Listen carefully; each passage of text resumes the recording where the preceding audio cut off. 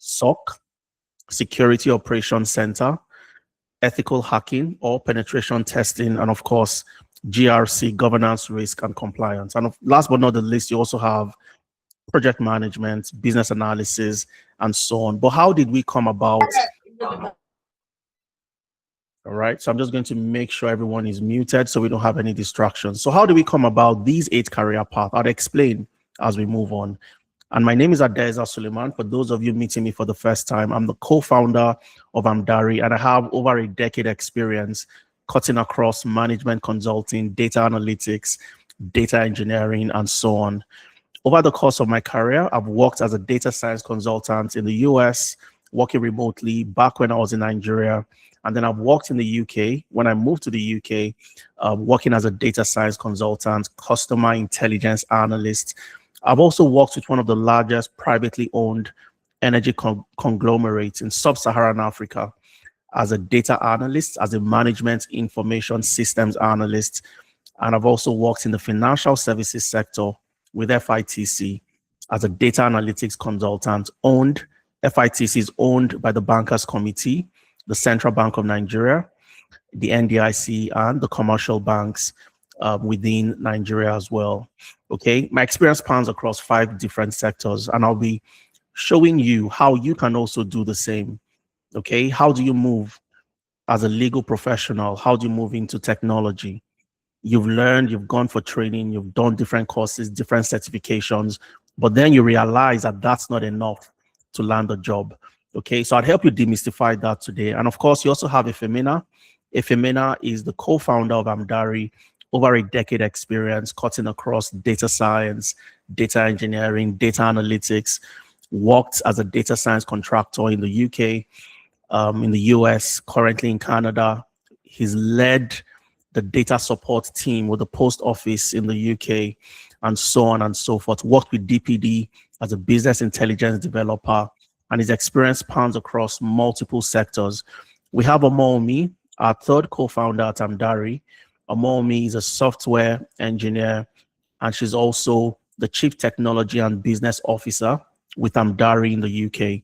Okay, Omomi has experience spanning across fintech, edtech, film tech, marketing, and so on and so forth. So these are the brains behind Amdari. Okay, and I've told you just before we started, what we do at Amdari is revolutionary, is the best way possible for so many people who struggle to land a job, because you have the skills, but employers don't care about your skills, just your skills.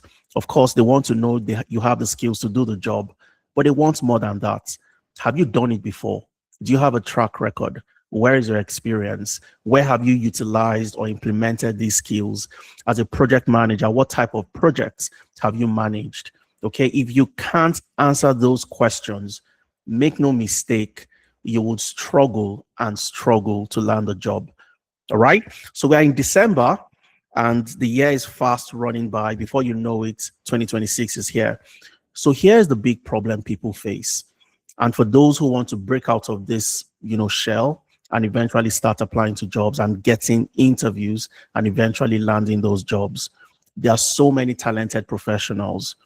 So many of you, highly talented, highly skilled, but you still can't land jobs. And a lot of people think the problem is there's saturation, there's job saturation. But interestingly, in the UK today, the UK currently faces a major talent gap, talent shortage, a major talent shortage, especially across the technology ecosystem. All right. So you see a lot of immigration policies, a lot of changes here and there, and it appears as if, they have too many people that can actually do those jobs. But guess what? There's a major talent shortage in the UK. So you not being able to land a job is not because the jobs are not there. People get jobs, and I'll share so many success stories with you every single day. So why are you not getting jobs? Number one, you don't have evidence that you can do the job. Yes, you have the skills. You've done data analytics courses here and there. You've learned how to use different tools and technologies, but you cannot show that you've done the job before. You have no portfolio. You cannot answer questions that aim to test your experience and know if you've done this before. You have no reputable organization to vouch for you, to say, to give you a reference, to say that you've done this job for us before, you've done it well, and you can do it for this organization. So that's number one problem. No evidence that you can do the job. Number two is you don't have track record, which also boils down to evidence. So no experience in the UK. And people mistake this for thinking that, and I've seen people make this mistake so many times. So you've moved to the UK, you've not really been able to land a proper job. So maybe you work in the warehouse, or which is a stopgap, to ensure you can pay your bills and so on and so on. You work as a care worker, as a personal support worker, and so on. That's not work experience if I want to land a job as a business analyst. So if I've worked in a hotel as a cleaner, for example, if I've worked in the warehouse, if I've worked in as a support worker, as a care worker, that's not experience for a business analyst role, for a data analyst role. It means nothing in the grand scheme of things. Okay, so make no mistake. If you want to convince an employer in the UK today that you can do the work of a SOC analyst for them, you must show them that you've worked as a SOC analyst before, preferably in the UK. All right. So if you don't have a track record, you don't have experience, you are going to struggle to land that job. And finally, you don't have employability skills. All right. So you're highly talented. You are good. You know how to use Python as a data scientist or as a data engineer. You can build amazing machine learning models. You can build ETL pipelines. But when you get into interviews and you're asked simple questions like, tell me about yourself, can I get to meet you? You start blabbing. Okay. And that's where a lot of people also fall short, the talented ones. And I've seen people that are not as highly skilled landing jobs every day, but those that are highly skilled, very good in the use of the tools and technologies, they still struggle. Why? Because you don't have employability skills. So these are some of the major problems and the major issues that people face. Okay. And understanding the problem gives you insight into how to start solving the problem. So if you've applied to jobs, sent out hundreds, 200, 500 applications. I spoke to somebody during the week and he told me that Adeza, I need to land a job in 2026. I've applied to over 1,000 jobs, and I laughed. So if you are in that category, guess what? Today we'll be looking at a different way to approach the job application, a different way where you don't just focus on that skill, that certification. What else do you need to do to show the employer, looking at things from the perspective and the point of view of the employer? All right. So I'll be showing you how to do that today. It doesn't matter if you're a recent graduate, you are currently a master's student, or you are in a different career path. You want to transition into a new career path. How do you navigate the space? Now, one of the first things I want us to do today is to identify that there are gaps within the UK economy, gaps especially within the technology ecosystem. And where would you find these gaps? You'd find them across key areas: AI, machine learning, data analytics, data science, IT operations and support. In AI, machine learning, and data, for example, 44% of the gap is found within this space. Now, what does this mean? It means there is a gap. And when there is a gap, it means that there are opportunities to latch onto. Okay. And I didn't put the statistics on my slide, but there's this statistics by the Department of Science and Innovation. Every single year, there is a gap of about 174,000, okay, to 200, and I think 30,000 jobs that are left unfilled within the data space. So a data analyst, a data protection officer, a data engineer, a data scientist, and so on. Every single year, there is a major gap whereby those that come out from the master's in come out from the universities with masters or bachelors cannot fill this gap. The UK churns out about 30,000 graduates in the area of data every year. They can't fill the gaps of 174,000. So how do you find yourself in a situation where you have these skills, but you still cannot get the job, even though these opportunities are available? All right. IT operations, cybersecurity, and privacy represents 30% of the gaps today. Cloud architecture and operations, you're a data engineer, you're in cloud engineering, and so on. 20% of the gap that exists today are within that space that you can fill. Technology, process automation. So you're a business analyst who focuses on automating processes, streamlining processes, making processes more efficient. 25% of the gaps exist within that space. And this was gotten from Robert Half. The report is right here. So I kept the link to all the materials I'll be sharing with you today. So make sure if you want access to look at this report after today's session, you want to get a recording, you want to get this report, the link to the report, make sure you fill the attendance form, okay? So that's the only way you get access to all the materials I'll be sharing with you today. Now, we looked at all the gaps within the UK. And one thing we also do every quarter at Amdari is we scrape data from the major job boards, data where we want to see where the HR consultants, HR recruiters, organizations, what roles are they hiring for today? So we look at CV Library, UK Visa Jobs, read.co.uk, and so on and so forth. Indeed, Glassdoor, we scrape data from those job boards. We analyze to identify the career path with high demand and the career path that also comes with sponsorship. We look at the World Economic Forum Future of Jobs reports. And this is a report I always tell everybody who wants to get a job today. If you haven't read this report, then you are doing yourself a disservice. It's a report that shows you the career path that would grow in demand and the career path that will decline in demand. So if I want to get a job today, why is it important for me to have this report or read this report?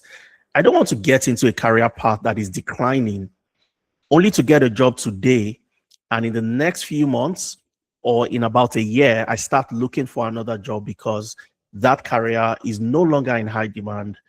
So I want to get into a career path that would keep on growing over the next 5 to 10 years and even beyond. Okay, and I'll show you a snippet of what this report looks like. Okay, so remember, like I said, the link to the report, I have it right here on my slide. Okay, I'll show you an extract of what the report looks like, and you can all go back, look at the report at your own convenience. Now, the most recent report, so this report is released every 2 years. The most recent was in January this year, 2025. It shows you the job growth and the job decline between 2025 to 2030. So the jobs that would grow and those that would decline. And the left-hand side has the jobs that will grow predominantly, while the right-hand side, you have the jobs that will decline in demand. And when you look at the jobs that would grow in demand, number one on the list is the big data specialists.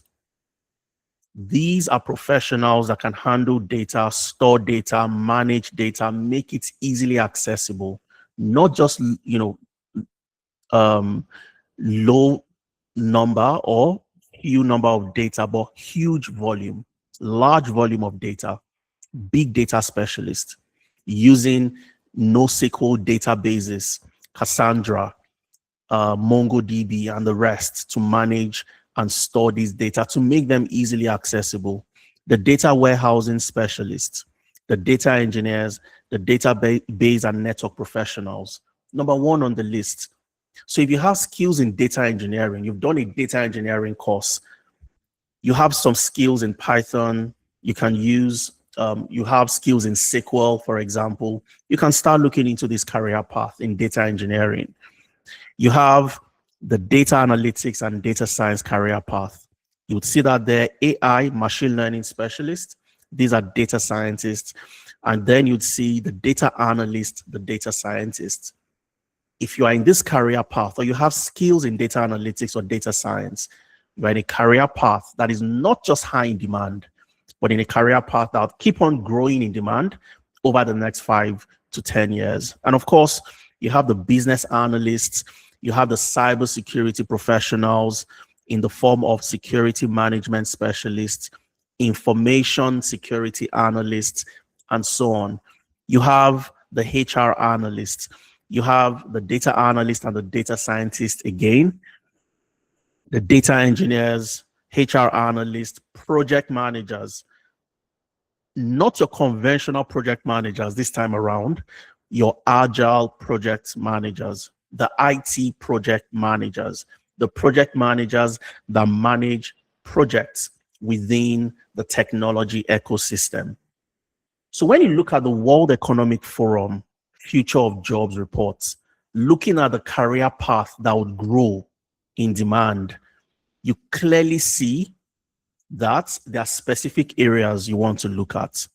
Okay, so we look at that at Amdari. And finally, we look at the eligible occupations for the skilled worker visa. So if I want to get sponsorship, I want to get a job with a company that has the license to sponsor, and I want to get a COS and eventually get sponsored, apply for the tier 2 skilled worker visa, and eventually stay back in the UK, get my ILR, and I can apply for citizenship eventually. So all these career paths, looking at the job board analysis, the World Economic Forum Future of Jobs reports, the eligible occupations for the skilled worker visa. Again, if you click on this link right here, it takes you to the gov.uk website showing you the eligible occupations for the skilled worker visa and the career path you want to focus on. And the reason why I'm emphasizing on this, remember, our session today is about visa sponsorship. So if I want to get sponsorship and I apply to any type of job, can I get sponsorship? No. There are specific type of jobs that are in high demand that are eligible for sponsorship for you to focus on. And these are the 8 career paths that we look at Amdari. The business analyst. So you remember when I showed you that page, the front page, and I told you I'd explain the rationale behind how we came up with those career paths. We do a job board analysis. We look at the World Economic Forum Future of Jobs reports. We look at the gaps in the UK. Where are the gaps today? And we also look at the eligible occupations for the skilled worker visa. You have the business analyst, the data analyst, the data scientist, the agile project manager, the data engineer, the SOC analyst. These are cybersecurity professionals, security operations center analysts. The GRC specialist, governance, risk and compliance, ethical hacker, penetration tester. These are the 8 career paths. All right. Before we move on, I want you to type into the chat, out of these 8 career paths, which one are you interested in? So type into the chat. I'd like to know your thoughts. Which of these 8 career paths are you interested in? Again, you must be in a career path that is in high demand, eligible for sponsorship. There is a gap in the UK so that you can tap into that gap and eventually land a job. Okay, so Millicent says business analyst at Dayton, business. Everybody wants to be business analyst.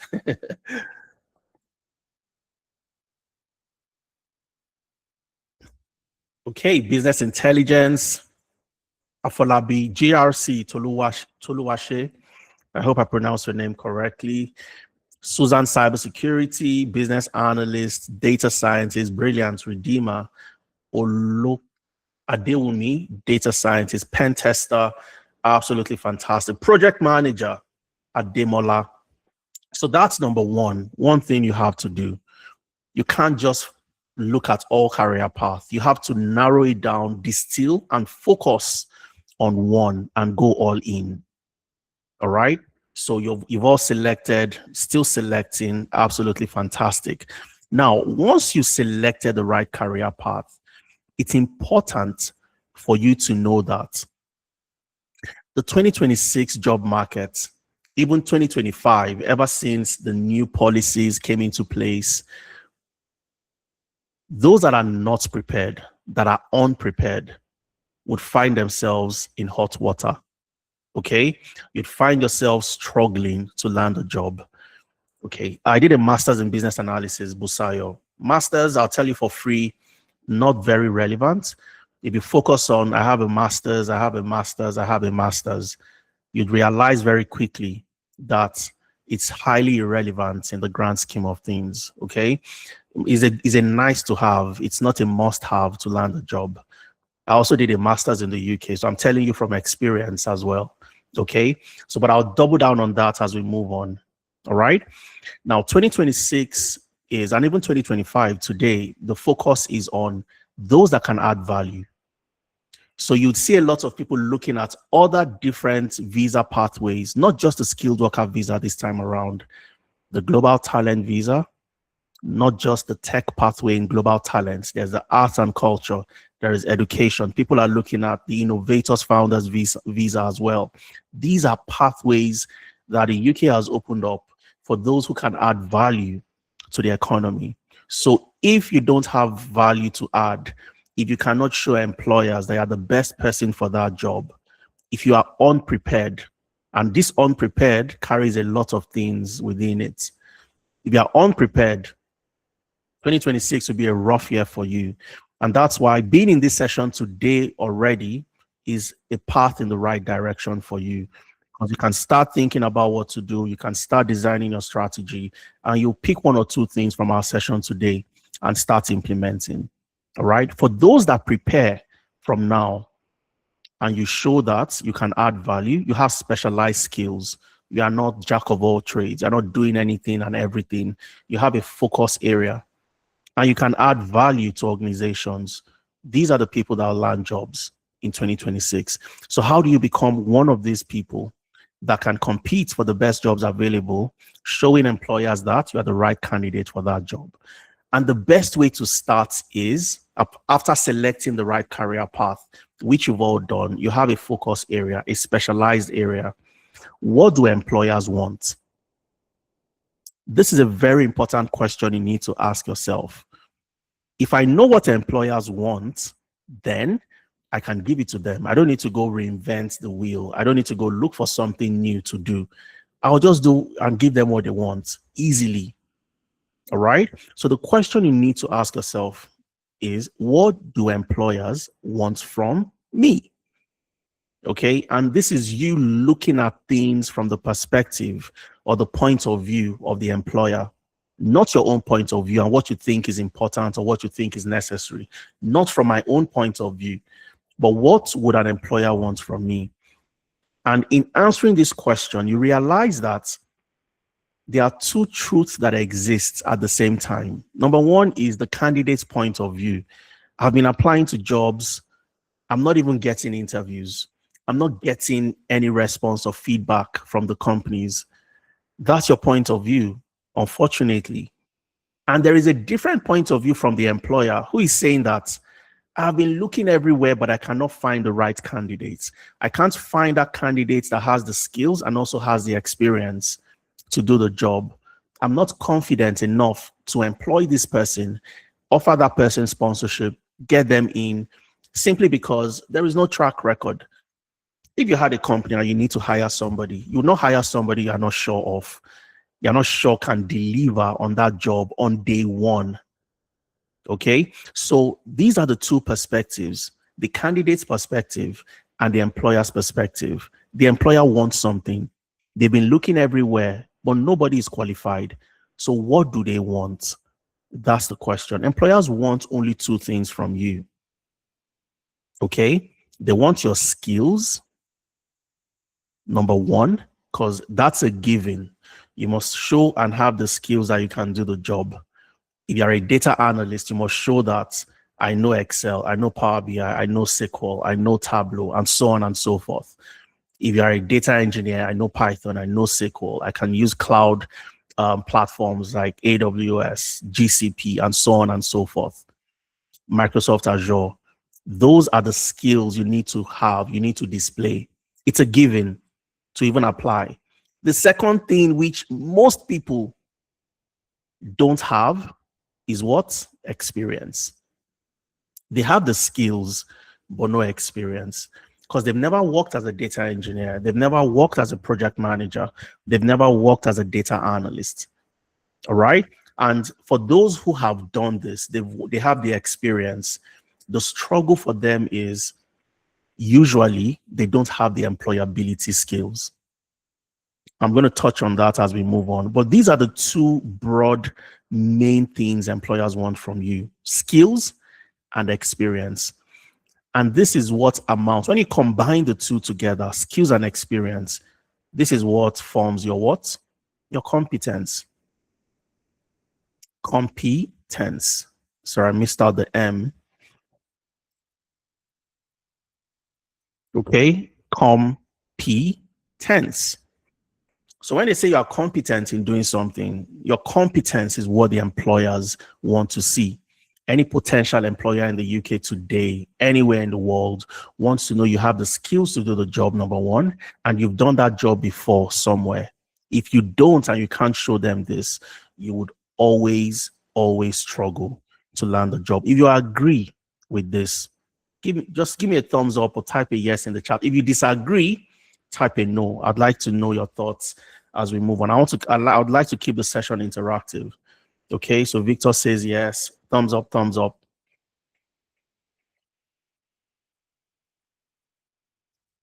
Fantastic. Unfortunately, a lot of people focus too much on skills in the form of I've done a master's, okay, in the form of I have the certificates and so on. Having certificates, no matter how many certificates you have, if you've not done that job before, if you have 10 certificates and a candidate has 1 year experience, that candidate with the 1 year experience would be more valuable than you with your 10 certificates. All right. Because something we always say at Amdari, which is a watchword, I want you to write somewhere in your notes. Okay. Competence over credentials. Okay, competence over credentials. And I'm telling you this simply because I also have a master's in the UK. It's nothing. It means nothing. All right. So it's always competence over credentials. So you see the certificates, you see all the things you think you have, wrap them in a box, put them in a box, keep them somewhere. You might need them. You might need to bring them out later. Okay. But put them in a box somewhere and focus on what? On competence. You want to gain experience. You want to also have the skills. When you have these two, every employer would look out for you.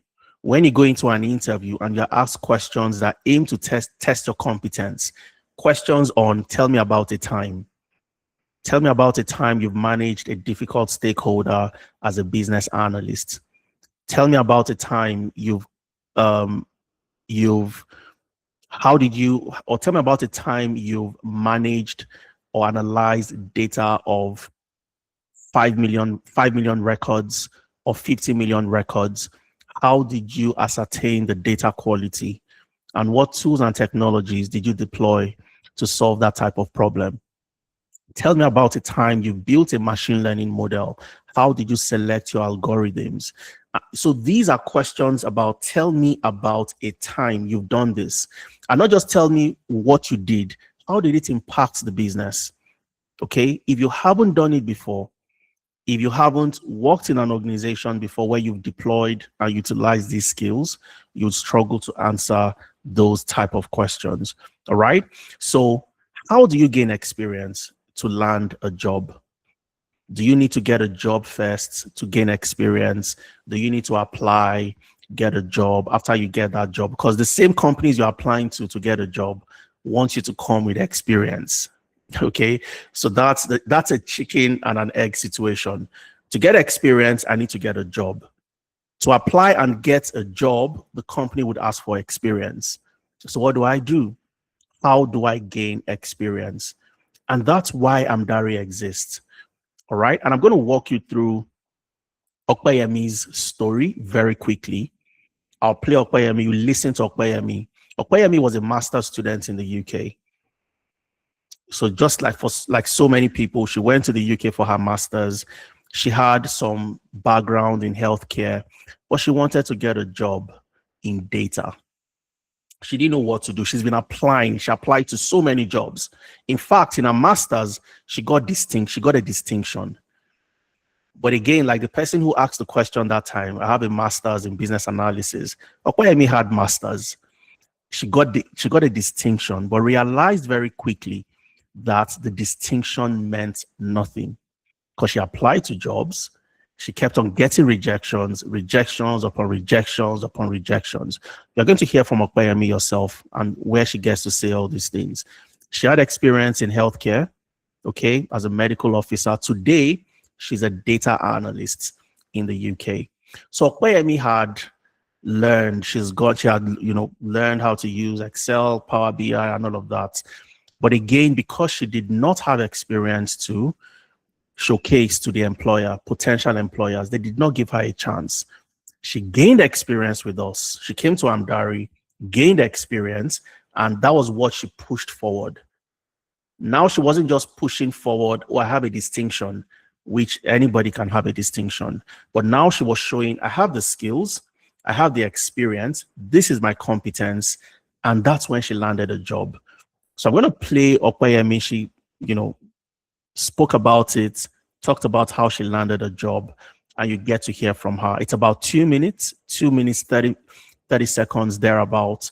So just relax, listen to Okpayemi's story, and I'll come back and I'm taking you on a journey. You've selected the right career path. Now you know that employers want something more than just your skills, your experience.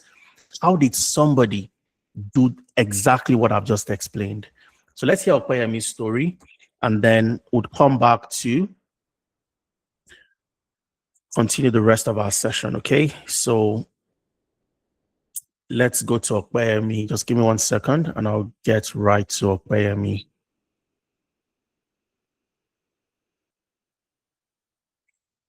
Okay. So I want to be sure you would hear Okpayemi loud and clear.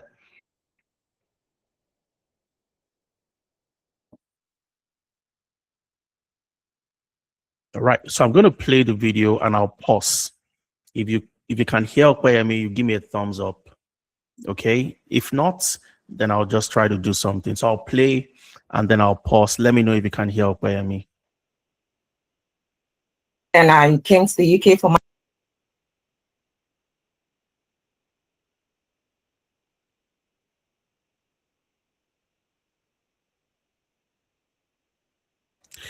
Fantastic. So I'll keep on playing, sit back, relax, listen to Okpayemi, and I'll come back to walk you through how Okpayemi and so many other people landed jobs, not just jobs, but jobs with sponsorship. And I came to the UK for my master's in data science and analytics. I graduated with distinction, and you will think like, okay, after graduation, you will get the job. Yeah.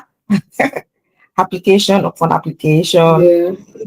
And then you won't even get any reply, no response at all. I think they call it ghosted, like they actually ghosted you, that sort of things. And then you just want to, even after spending a lot of masters, you are just trying to keep on upskilling yourself, because in the tech space, if you close your eyes, by the time you open it, the world is far, far ahead of you. So you have to keep on upgrading yourself, keep on being on the top of you again. Yeah, so Amdari, like I told a friend of mine few weeks ago, that one of the best decisions I made this year is Amdari. And I'm happy, sincerely. Actually, so how would you say that your experience at Amdari, from the projects you worked on to the mentorship and all of that, helped you go from being a job seeker to being job ready? Yes, like I said earlier, that one of the best decisions I made this year is coming to Amdari. Before I joined Amdari, I think I was in a meeting. I think the first time I saw Amdari was on maybe LinkedIn, So I joined the session where they're talking about the work experience. It looks so nice. Then I was looking for somebody to ask that's gone through the program, but I didn't see anybody, so I didn't join. But later this year, I think around April or so, I saw the International Women's Day promo. I was like, okay. And mind you, I was on another training, data management training, because I call myself a lifelong learner, you know. But Andari just talked to me like, there's something missing that I need to really plug into, especially in work experience in the UK. And then I came on board. From my first meeting, I tell you, it's been wonderful. And I want to give kudos to my team lead, Sean. The projects we have done, the one we are still doing, seriously, it gives me confidence. Like, there's no aspect that I cannot take on. You know, the Amdari experience has been so wonderful. And the icing on the cake is the mentorship session. Wow. They will build your confidence, like tell you you can actually do it. There's nothing out there that you cannot do. You know, it's been a wonderful time with Amdari. Sincerely.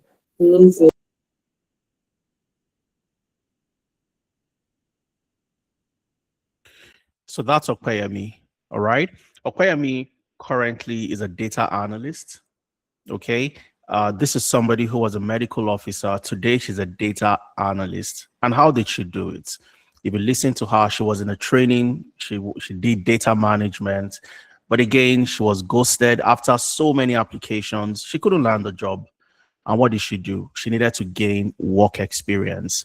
She joined in April this year, and she was able to land the job about 3 to 4 months after she came on board. That's Okweyemi's story. All right. Again, the links to all these videos, I'll be sharing them with you in my slides. So make sure you fill the attendance if you want to listen to. It's a full interview, but I just played a snippet of the interview for you because of time, obviously. Now, Pedro got a job this month in December. So that tells you it's very recent. In fact, as recent as yesterday. He got this job yesterday, Friday. But again, because it's very recent, there's some information that we're not going to provide. But the job also came with sponsorship. And this was the interaction between Pedro and his mentor. So during your internship with us, your apprenticeship, you have a mentor assigned to you. If you listened to Okweyemi, she mentioned Sean. Kudos to my mentor, Sean. Okay. So you have a mentor. Your mentor is like your line manager in the workplace. So when you work in the office, you have a line manager that you report to. All right. So this is the interaction between Pedro and his line manager, his mentor, Victoria. Hello, Victoria. How was your day? Hope your day went well. I received an offer today. Thanks for all your support and encouragement. And Victoria responded, wow, congratulations, Pedro. You will excel greatly in your new role.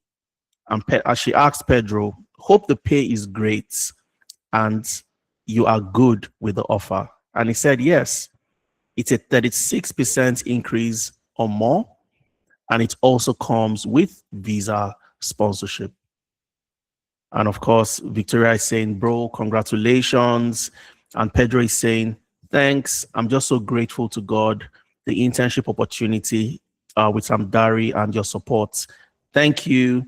My friends are signing up for the cohort. It's really a great experience. This happened yesterday, the 5th of December. So Pedro joined very worried. Oh, I need a job with sponsorship. I need to land a job that would sponsor me. I need to get a COS to stay back in the country. And in December, just before the end of the year, he got this job as a SOC analyst. Okay, SOC, Security Operations Center Analyst in the UK. How did Pedro land this job? Okay, how did he get the job as a SOC analyst in the UK? That's the big question. And that's the question I'm going to help you answer. All right. He did a couple of things. I've talked about some of them broadly, but now I'll get into details. What exactly did he do? And what exactly can you also do or should you do to ensure you're able to land a job like Pedro? Now, Pedro got his job by doing one thing. Number one is gaining UK work experience in a high demand career path. So he didn't just get any type of job. Okay, he focused on a high demand career, just like we looked at the beginning of our session today, as a SOC analyst, which is a specialization under cybersecurity. How did he gain the work experience? So I'll show you how Okweyemi, Pedro, what did they do? What did they work on? How did they gain experience with Amdari? And then I'll come back and tell you the other two things that Pedro did to land this job. So for anybody who joins Amdari, okay, for anybody who joins Amdari, one of the first things you do, one of the first things you do is you have access to something we call the IMS, the Internship Management System. Okay, and I'll show you what that looks like. I've been shopping on Amazon lately. I was just about to type Amazon. Okay, so Amdari, we go to Amdari, and then you have access. This is the platform. This is our website. You have access to your dashboard, an internship management system. So if I click on that, it takes me to my own dashboard. So Pedro had access to his dashboard, okay? And right at the left-hand side, you'd see where you have internship. When you click on internship, it takes you to your internship management system, all right? And this is where all the magic happens. All the projects you're going to work on, the case studies you're going to complete. For 4 months, you'd put your head down, tie your shoelaces, and get to work working on projects. 2 projects every month. Okay, and I'll show you what this looks like. So you have your dashboard, you get to see the current project, the ongoing project people are working on now is advancing cloud infrastructure security through comprehensive SSH log analysis and behavioral monitoring using Splunk Cloud. All right, so this is SOC, the SOC internship, the one Pedro joined. And he got a job, got his sponsorship yesterday, the 5th of December. And depending on the program you've joined, you have access to any of the different specializations: business analysis, data analytics, data engineering, data science, GRC, pen testing, project management, and so on and so forth. Okay, so one of the first things you do, which Pedro did, if you go to your internship program, you get to see the projects you work on, what the project is all about, what the internship is all about, and so on. So you see the structure of the internship. What's the environment like? How do you work and gain experience? So you work remotely, collaboratively, you collaborate with other professionals in the same country. And then it is also mentor guided. So you don't figure things out yourself. Let me maximize this a bit so you can see it a bit better. So you have a mentor. Just like Okweyemi said, kudos to my mentor who guided and supported me and all of that. So you have a mentor who is like a line manager to you. You have your drop-ins and your stand-ups twice a week. Okay, so just imagine you walk in the office. You have a problem you're solving for NatWest. You have a problem you're solving for the NHS, depending on where you're working. You would present and showcase the work you're doing to your line manager. Okay, the same way, twice a week, every week, you meet with your mentor, you meet with your line manager, you showcase where you have gotten to. And if you have any blockers, you have issues, there is somebody to guide you, helping you solve that problem. All right, you have mentorship. Okweyemi said the icing on the cake for me was the mentorship session. Okay, so you have mentorship sessions, your interview prep on Tuesdays, and the time commitment we want from you is about an hour per day. So this gives you an idea of the structure. When you log into the IMS, you can then view your project. So you see the type of project. So this is the November cohort for those that started in November.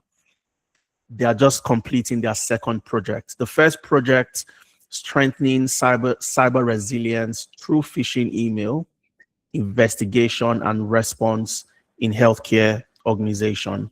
So helping this particular healthcare organization solve phishing email problems. Okay, so you view the project, you go to view task, and you're able to start working on this project. You start with an assessment. The pre-assessment tests your level of skills at that particular point in time. What experience do you have?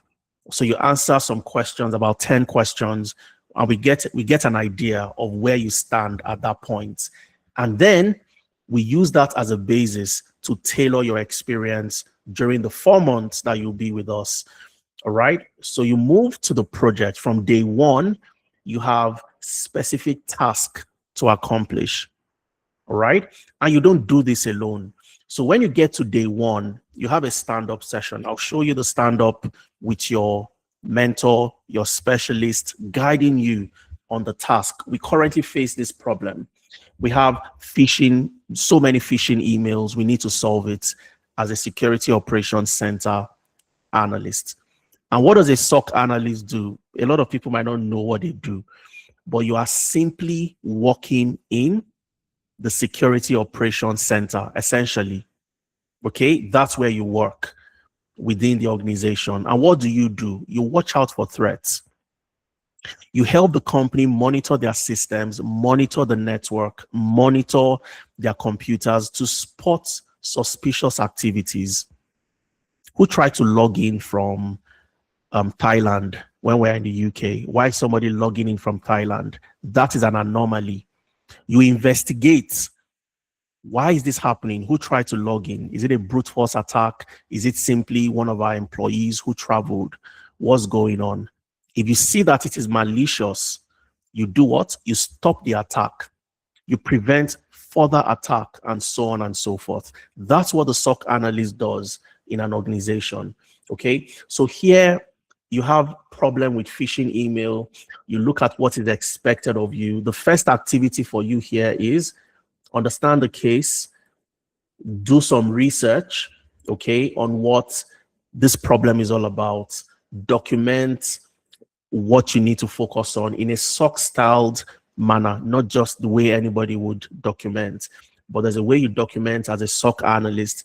And all this you do is guided. Somebody shows you what to do, and I'll show you what that looks like. So when you start this project, okay, you have your stand-up with your specialist. So you see your drop-in sessions. It happens twice a week. Tuesdays, Fridays, you have a drop-in session. So these are drop-in sessions that are held on the 11th of November, for example.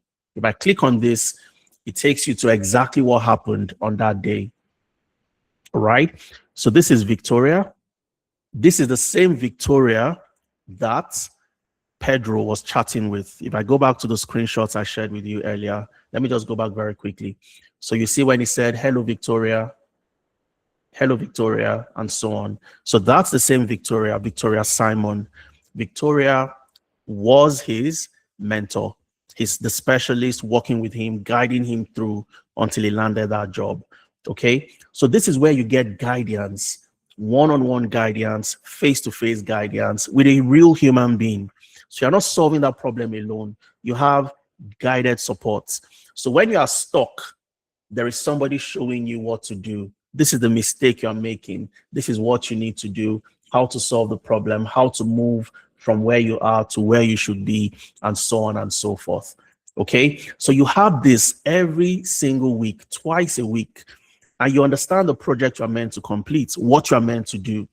And when you are done with the project, you make a presentation, you submit the final project, and then that forms part of your work experience. So when you get to an interview and you're asked a question, it's a SOC analyst role, and you're asked, tell me about a time you've addressed a phishing email, challenge within any organization before.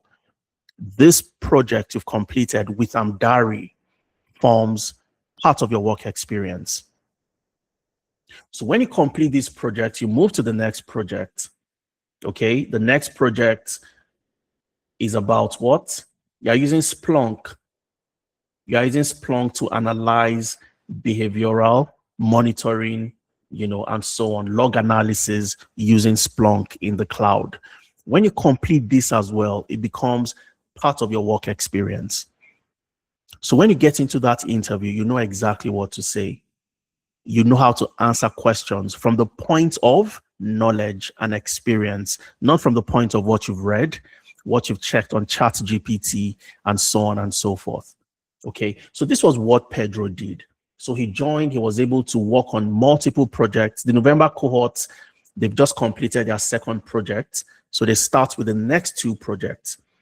And in your final month, the last 2 months, your final 2 months, you work on collaborative projects where, as a cybersecurity professional, you don't work alone. You work with a data analyst, you work with a project manager, you work with a business analyst. Because in the real world of work, you don't work in isolation. Okay, you don't work in silos, you don't work in isolation, you work with other professionals. So this is simply what your experience looks like. You have your project hub. This is where you have, if you want to download and install any technology, you are in data analytics. How do you install Excel? How do you install PostgreSQL? How do you install Looker Studio and the rest? So how to download and install Splunk, your Kali Linux command basics, and so on and so forth. Okay, so you have all of this. You can all watch it. You understand exactly what to do. You know exactly what to do. And the most important thing is you are not left alone. So that was what Pedro did. All right, Pedro worked on these projects, had them in his portfolio. I'll go back and show you what the portfolio looks like. Okay, and secondly, he packaged and presented himself as the best candidate for the job. All right. So having the skill is one thing. We talked about that. Presenting yourself as the best candidate for the job is another thing entirely. How did he do this? CV. You send your CV to us. We revamp the CV for you to the industry standard, keyword optimized, can go past the ATS for you to get considered for an interview. And then we show you how to tailor your CV. We did this for Pedro. LinkedIn optimization. We help you optimize your LinkedIn profile. Do you have a LinkedIn profile that attracts organizations to you? If you don't, we show you how to optimize your LinkedIn profile. If you don't have a LinkedIn profile, we help you create one. We show you how to create one and optimize that LinkedIn profile. When Pedro had interviews, multiple levels, we prepared him for that interview. And this is how you package yourself as the best candidate. Remember, you don't want to walk into the room and you're asked the question, tell me about yourself. And you say, my name is Adeza. I'm from Kogi State in Nigeria. I'm the first son of my family. And start talking about things that are not relevant to the interview. How do you use techniques like the SEAT approach, where you talk about your skills, you talk about your experience, you talk about your achievements, and you talk about your type of person or your traits. And you always tie your traits and your type of person to the core values of that organization. So if the organization has a core value, one of their core values is professionalism, you must show them that part of your traits or your type of person is you being professional when introducing yourself. So if you don't know how to use these frameworks to answer questions in interviews, you would struggle. And how do you book your interview prep? Very simple. Same on the internship management system. All you have to do is go to your internship roadmap. And in your internship roadmap, you'd see where you have book an interview prep. So whenever you have an interview, all you have to do is come in here and click on book a session. You don't need to worry yourself. You don't need to call anybody, send any message. Book a session. You enter your name, your cohort, the program, the link to the job you've applied to, details of the job. You copy the details, paste it in here. What stage of the interview? Select it. First stage, you select the dates the interview would hold. Let's say the interview is on Wednesday, the 10th of December. All right, the job description, and you upload the CV you've used to apply. We use this to prepare questions that we would ask you during a mock interview session. So we simulate the interview before the interview happens. So we ask you questions. If you make a mistake, we give you feedback. So in that mock interview session, you know exactly what to expect. And that increases your chances significantly, on getting that job. So once you submit this, we prep you for the interview, and you know exactly what to do when you get into that room. When you're working on your project and you have questions, all you have to do is go to your dashboard. So again, I want to emphasize something, because one of the problems people face, even during training, is they feel left behind. They don't have that direct support. So whenever you have a challenge, a problem, all you have to do is come in here, book a consultation with your specialist. So I click on book a session. I enter all the details. What's the reason for booking? I have a challenge.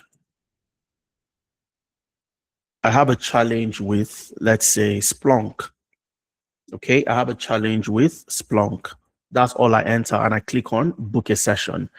All right, so it takes me to a booking calendar. I can see the dates that are available. Okay, so there's a date available today. I can actually book a session with my specialist today. So it's going to take your time zone into consideration. So because I have the mountain time zone, which is about 7 hours behind the UK, I have a booking for 8:30, which is 3:30 UK time. Another one on Thursday for 7, which is 2 p.m. UK time. So I can book for Wednesday, for example. I click on that, Adeza Suleiman, enter my email, and I click on book. So I meet with my specialist in an office hour, and I can look through book anytime I want to book, have a conversation. Somebody jumps on a call with me and guides me on exactly what to do. I'm working on this project. I have a challenge. How do I solve it? There is somebody to help me solve it. These were the things Pedro did. When he had his interview, he booked an interview prep. Somebody worked with him. He went into that interview knowing exactly what to do. And the job reference comes from us. When you get a job in the UK, anywhere actually, the company would want you to provide references. Where have you used these tools and technologies before? Okay, so you want a reputable organization to provide a reference for you. So we do that for you. We have our mentoring sessions, mentorship sessions every Thursdays. And finally, you have your portfolio. So any project you complete, you have access to upload it into your portfolio. So the moment you complete a project, it gets into your portfolio.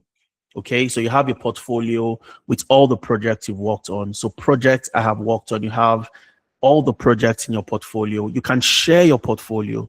The link to your portfolio would be on your CV. The link to your portfolio would be on your LinkedIn, because this is evidence that you've done this job before. And I can simply come in here, click on this share icon. I can share the link to my portfolio on any platform, or I can simply just copy from here. Click on this to copy, and I can paste it on my CV. So any recruiter, before they get to speak to me, they know exactly how good I am, because they've seen the project I've completed. They've seen the type of work I've done and the quality of the work that I've done.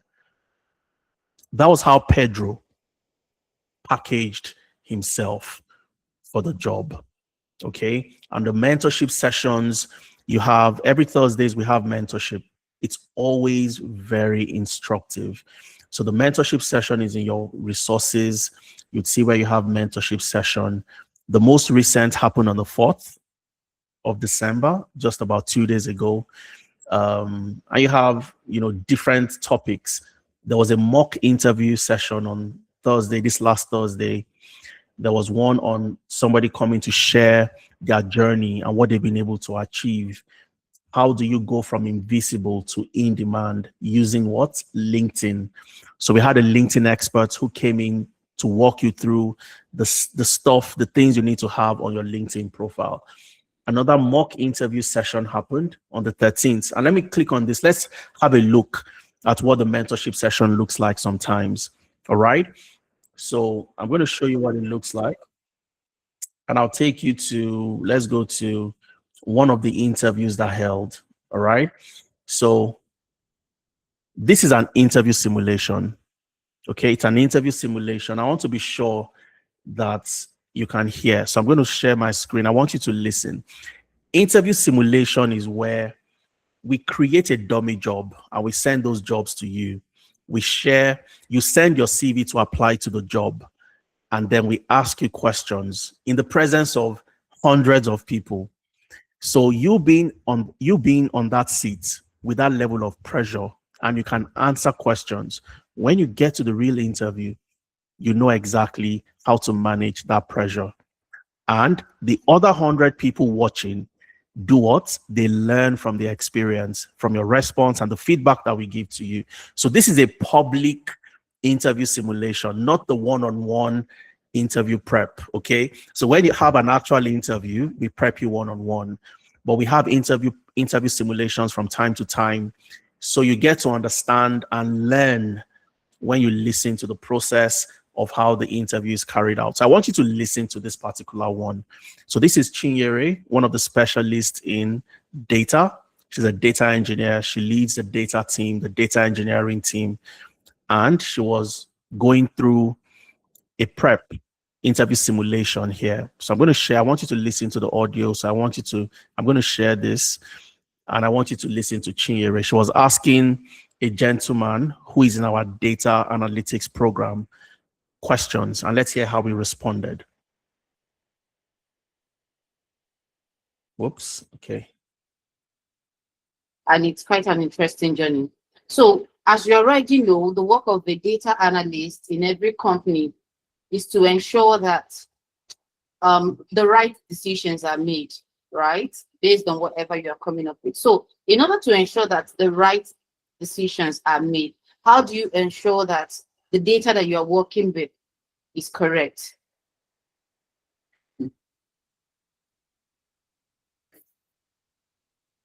This has to do with proper cleaning and properly, I would say that has to do with actually knowing how to use the software so that you know you don't think that you're looking for this and you're actually finding the other thing, that the formula that you wrote is actually giving you the data that you want.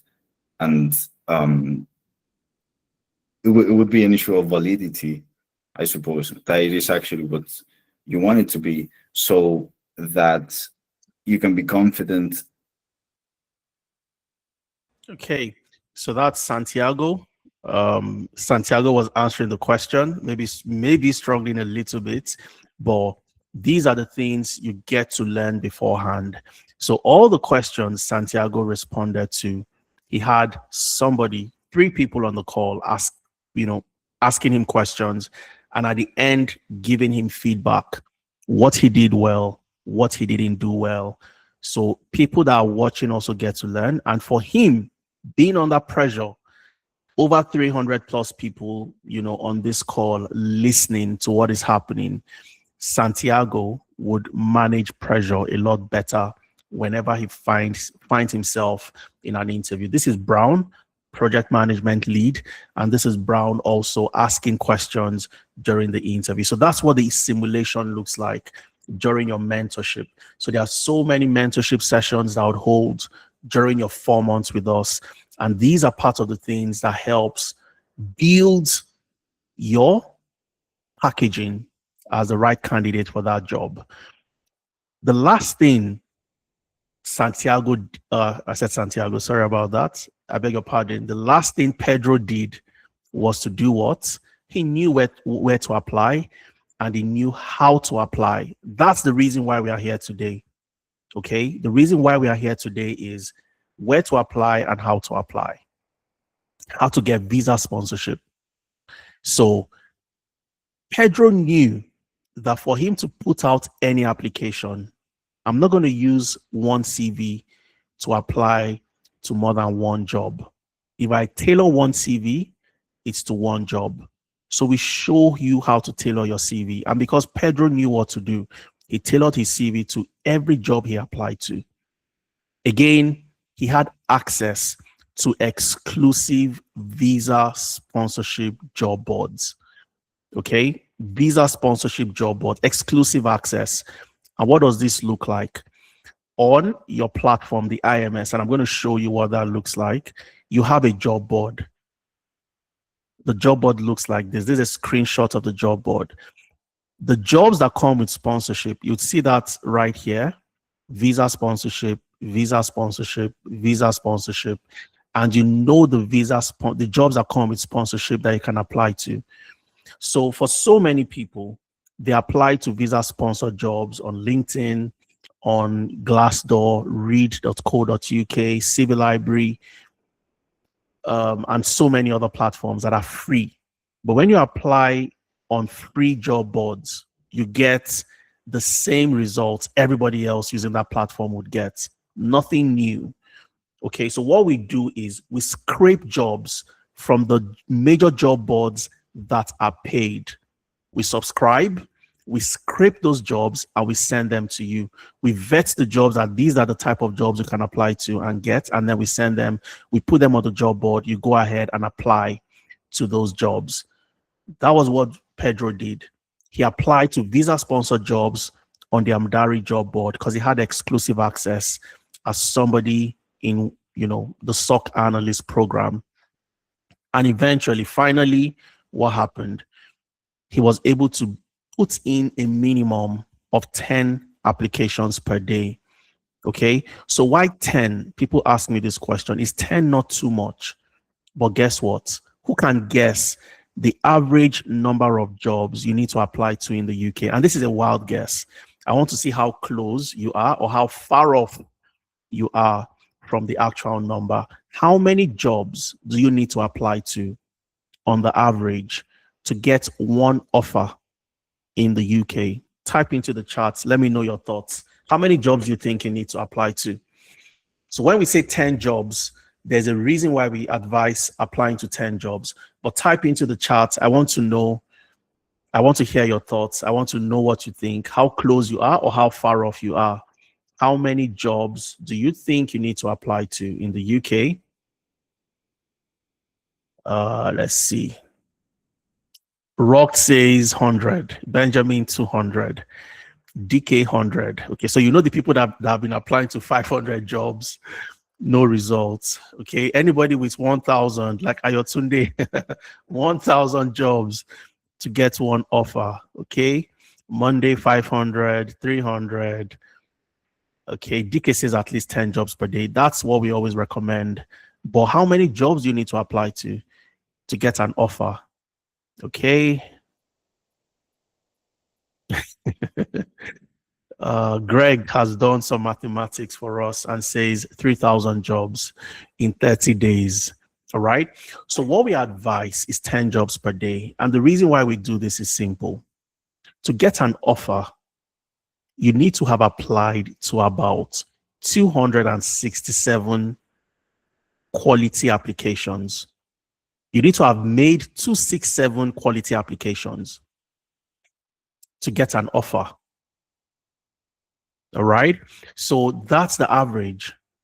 And because we know this is the average, we know how to guide you in applying to jobs. So Pedro knew, and he wasn't the type of person who would ask a question and would tell you that, oh, I applied to only 2 jobs today, or I didn't apply today, or in a week I applied to only 5 jobs. No, you put in the volume, but you put in quality volume.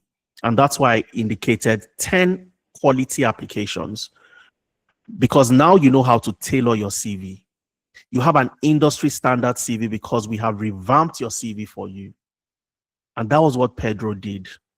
So he joined, he gained the work experience. He had a mentor who guided him. Victoria was his mentor, guided him. He knew exactly what to do, completed projects that formed his work experience.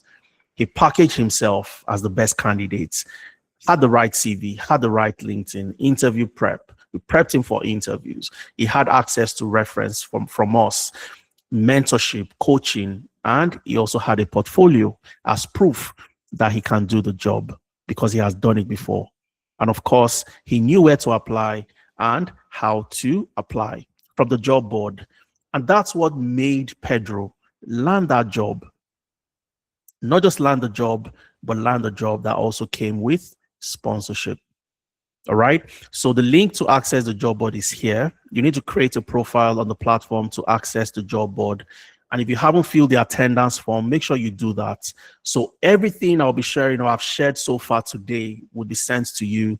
You don't miss out on the recording. You don't miss out on the slides and so on and so forth. Okay. Now, every single project you complete at Amdari is a story waiting to be told in an interview. So when you complete that project as a SOC analyst, solving a phishing problem within the healthcare space, when you get into an interview, you know exactly what to say. You know exactly how to answer questions from the point of knowledge. All right. And that's why, going back to what employers want, they want to see that you've done that job before. So when you solve that problem on phishing email, you solve the other one using Splunk. And for project management, you learn how to use Jira, Trello, so many tools. As a business analyst, you'd use Jira, you'd use Trello, you'd use DevOps, Azure DevOps, so on and so forth. You know exactly how to use those tools to solve real problems. Not just learning how to use the tools, but solving problems. And that's what employers want to see. They want to see you have a track record. You can answer questions because you've done them before. And because you also collaborate when solving those problems and working on those projects, you gain interpersonal skills, you gain communication skills, and you can answer questions that showcases that you can work well in a team and you have good interpersonal skills. Very important. So just like Pedro, who landed a job and got his sponsorship yesterday, absolutely fantastic. I want you to test yourself. Okay, so I'm going to give you a very short test. And then we move into the strategy for today on landing sponsorship. I'll do that very quick. And then we'll come back to answer the question on what do I need to do to be a part of Amdari. Okay, so I challenge you, every one of you on this call, to assess yourself and understand where you are. Am I at the level of Pedro or Kweyemi, who got a job? Can I also get a job? So I want you to take our job readiness test. Okay. And if you will, I'd love you to share it with me. Share your percentage score. So it's a free test. I'm going to post the link so you have access to also click on that. So let me click here. Give me 1 second.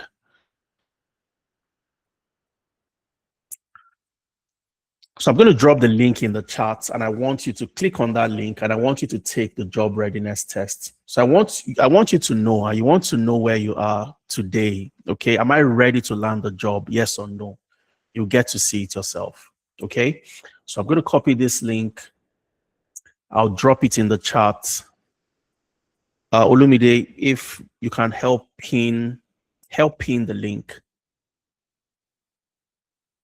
Okay, help pin the link. I just dropped it. Okay, so it's the Amdari assessment. I'll do it here too, so you see exactly what I'll score. Although I'll answer randomly, so that's not my real score. But I want you to share your real score. All right, Akinola says this is inspiring. Absolutely. Okay, so let's take the assessment together. All right, so work with me. Let's take it together. Let's know. Are you really job ready? Or have you just been applying and now you would understand the reason why you haven't been getting, getting the job? So let's test, let's try it out. So I'll click on start my free assessment. All right. I'll click on start assessment. So answer each question based on how accurately it represents you. So this is tailored to you, okay? Or you can't click on it. What do we do? You can't click on the link. That usually happens sometimes. How do we fix this, Olumide? Do you want to drop it in the group? Can't click either. Okay. Anyways, you can always click afterwards. Okay, but I'll show you what to do, and I'll see let's see exactly how you can also. I'll try to see how I can fix it before we wrap up. Okay, but let me walk you through what you need to do. So when you're filling this later at your own convenience, you know exactly how to solve it. All right. Olumide, I think Akinola says he's not also been able to fill the attendance. Okay. I'll create a code, a QR code that you can scan from my screen before we wrap up today. So once you click on that link and you click on start assessment, okay, so first of all, we want to assess your tech skills. So have you taken any course before? So if you've done a training, a boot camp, a course in any of these areas, the 8 areas I highlighted, you click on yes.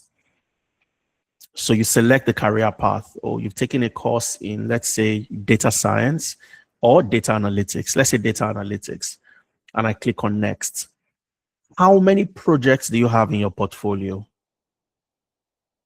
How many projects do you have in your portfolio? 0 projects if you don't have any projects. 1 to 5 if you have, 1 to 5 projects. Let me select 1 to 5. Do you have a professional portfolio showcasing your work? Let's say yes. Okay, click on next. On a scale of 1 to 5, how confident are you that your CV matches the job description in your field? So when you apply to jobs, how confident are you that your CV matches the job? Do you tailor your CV to the job? Or do you just use an AI tool that you don't review? You don't know how to tailor the CV. You really don't know what to do. You just take your CV, put it on ChatGPT, get it back, and apply. Okay, so how confident are you that your CV matches the job? Let me say 3. Okay, is your CV keyword optimized? Yes or no for the ATS? Okay, let me say no. Click on next. Do you have an optimized LinkedIn profile? No. Do recruiters reach out to you on LinkedIn sometimes? Click on next. Do you have at least one professional or organizational reference in your preferred career path? Yes. Click on next. Do you know how to use the SEAT approach during interviews? I talked about the SEAT: skills, experience, achievement, and traits. No. On a scale of 1 to 5, how confident are you with the SEAT? 1. Click on next. Do you know the STAR approach? Most people know the STAR approach. Maybe they don't know how to implement, but they know that STAR is situation, task, actions, and results. Okay, people are sending their scores already. McNeil said, I scored 20. Let's see what I'll score when I complete this. Even though this is not my accurate score, I'm just guiding you through selecting randomly. Okay. Do you know the STAR? Yes. How confident are you using the STAR? Let's say 4. And I submit. Congratulations, you've completed. Get my results. I'll enter my name. I'll enter my email, my phone number. So you select the country. So I'll select United Kingdom, or you can just type in the country code. So that'll be 788-3460. Okay. Location, United Kingdom, obviously. So you select your location and then you click on get my results. So I got 44. So I can see people sending already. Akinola said 40%, Abimbola 34%, 24%, Hanifa, McNeil 20%, Emmy 41. So we can keep it coming even during the session. Just let me know, put it in the chat and I'll see. Okay. And here you can see exactly where your problem is. I have issues with my CV. I have issues with my LinkedIn. I have issues with the SEAT approach and so on. Okay. You can also see that right here, your score.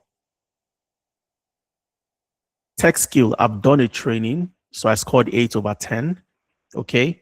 CV 4/10. All right. Where do I also have a problem? LinkedIn 3/10, interview readiness 0. I can see the feedback on each specific criteria, each specific area so skills are strong, but you're stagnating. Okay. I can click on this for, let's see, for LinkedIn.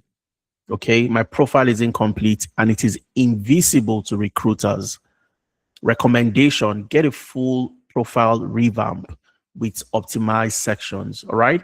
So, I mean, you get to see your score immediately. And this tells you categorically where you are. It's an assessment that works like magic. You know where you are. Okay. If my score is 44 and I'm thinking I'm going to get a job, then I'm just joking if I've not addressed the issues that I have.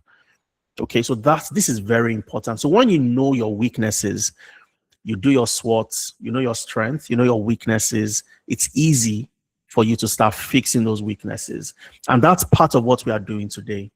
So I'm going to drop the link. I'll try to create a QR code before we wrap up. So you can also just use your mobile to scan the code and you can take the assessment. Okay. So you see that you have gaps. And a lot of people, what they do when they take the assessment is they realize that, okay, I think it's time for me to be like Pedro, who just got a job. I need to have the right CV, the right LinkedIn. I need to have interview prep. I need to have the right, I need to have a portfolio to showcase my experience. More importantly, I need to work on projects to build my experience. Okay. And finally, I need to get that job, just like Pedro did.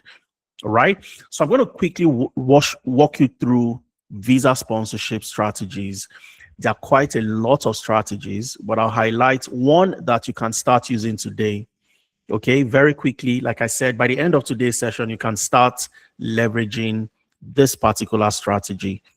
Now, broadly, there are 3 strategies we always look at. Number 1 is applying to jobs from job boards, both free and paid job boards.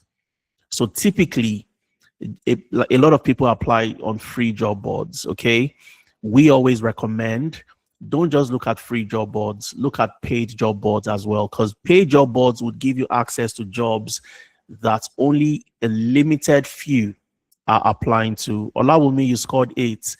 You need, some level of urgency to close the gap.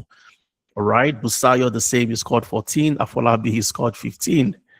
All right. So when you see your gap, you see that, you have so many areas to improve on. The best time to start is immediately. Don't waste any time.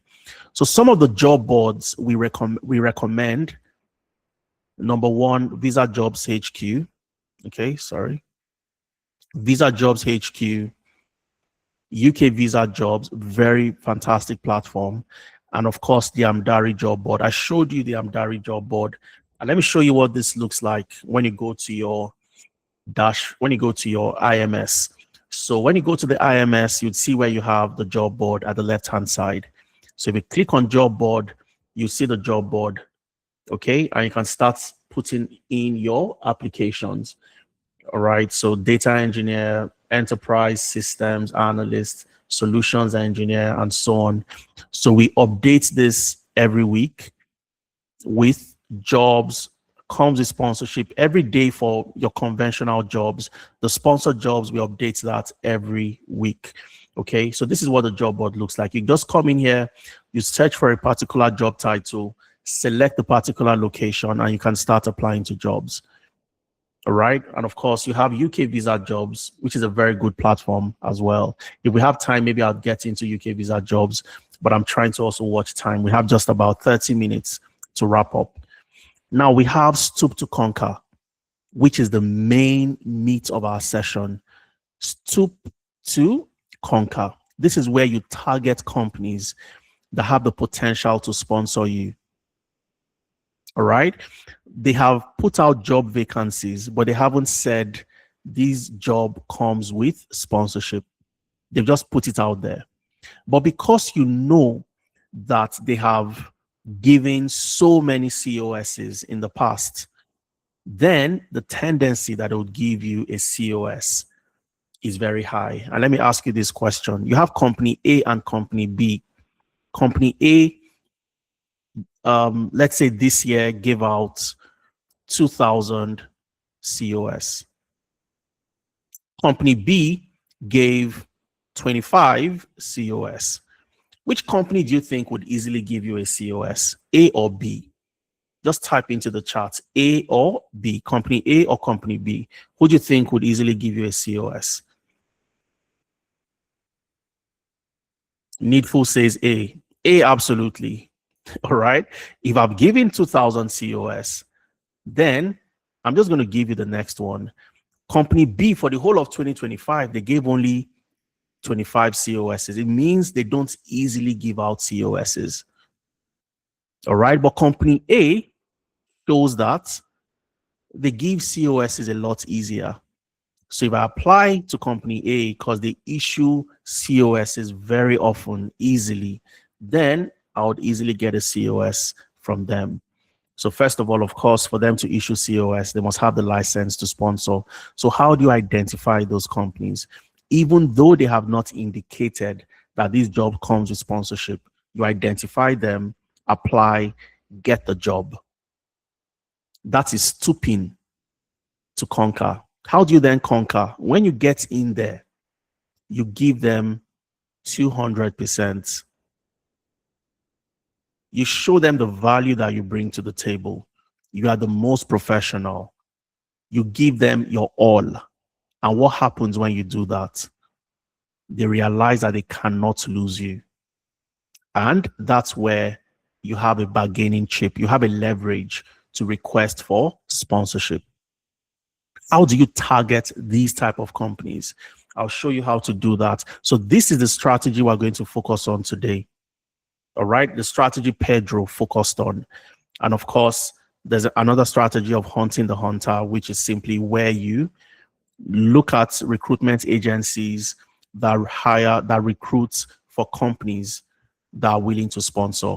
Okay, but our focus here today is on number 2.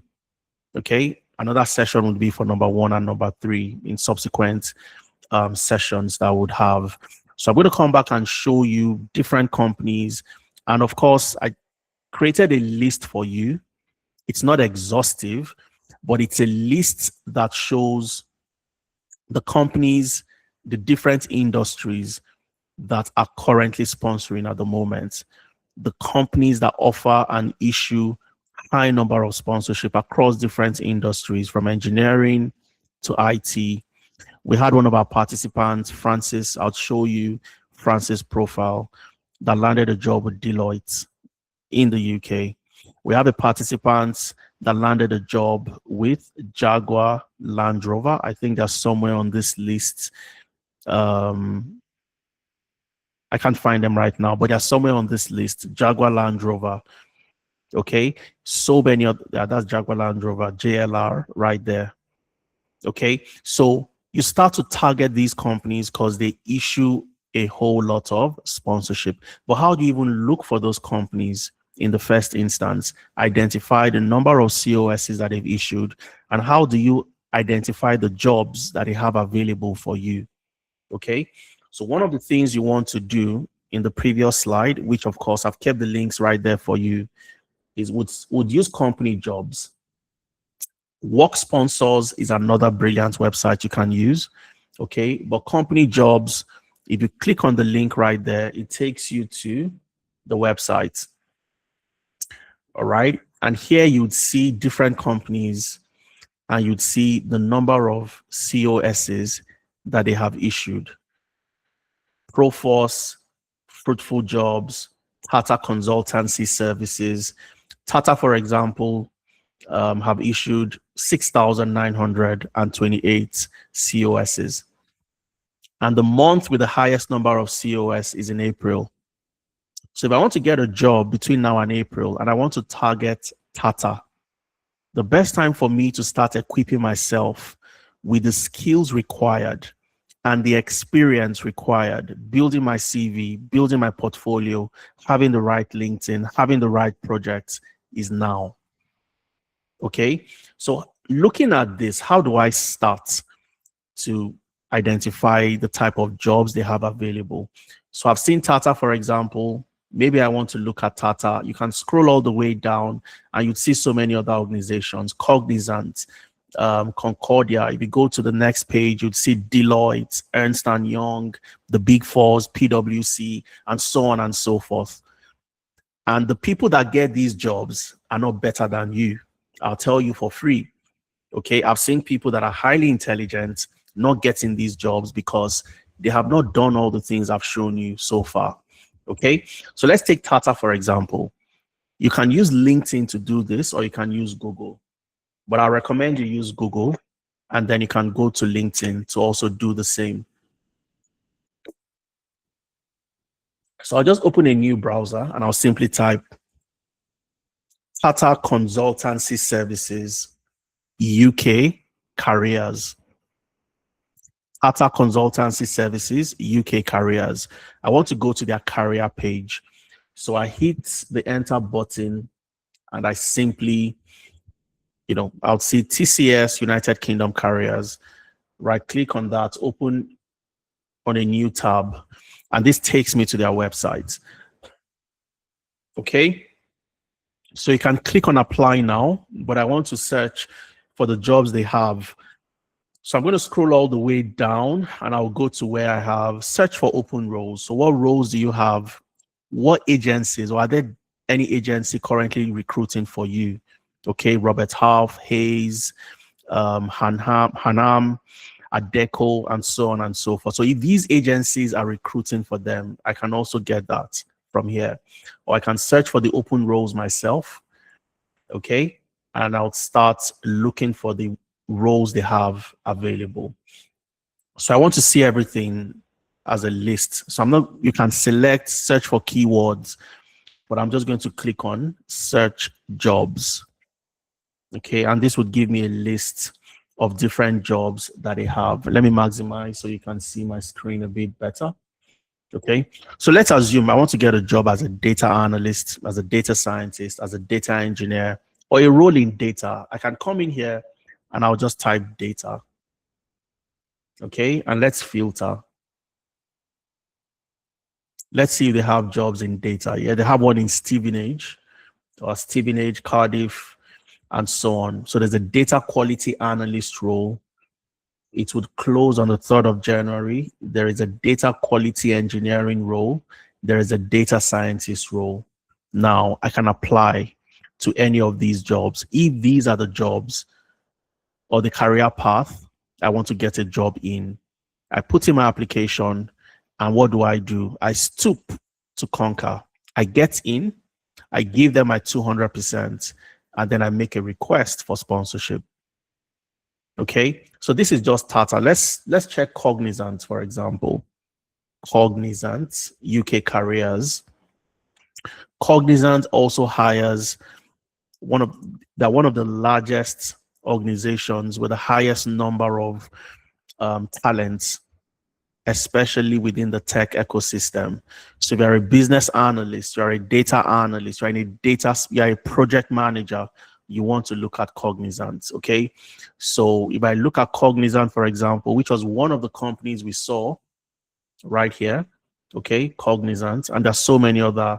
If you go to the next page, you'd see other companies, Ryanair, Manchester University, NHS Foundation, Infosys, Ernst and Young, EY, and so on. Okay, so I go to Cognizant. I want to check out their career page, and then location, of course, United Kingdom.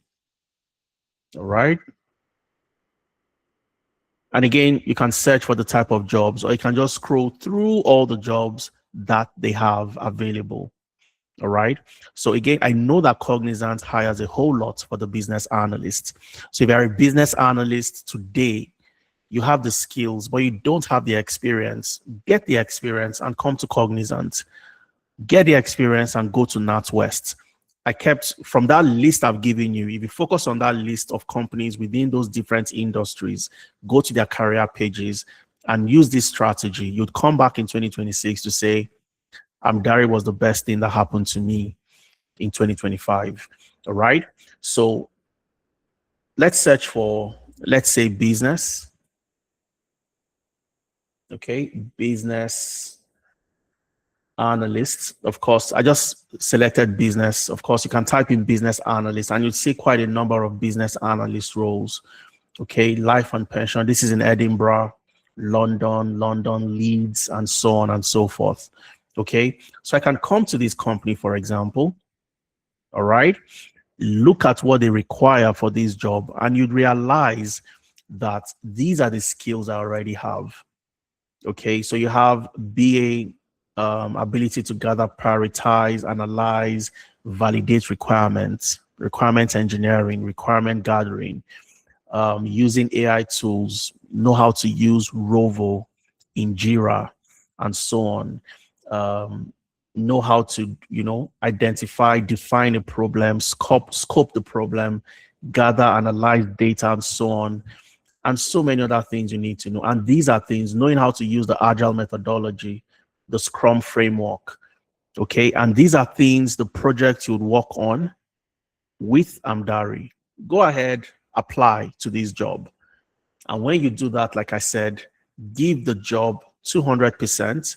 Let them feel like they can't do without you. They must keep you. And this is a strategy that has worked magic for so many people. All right. And that's the strategy called stoop to conquer.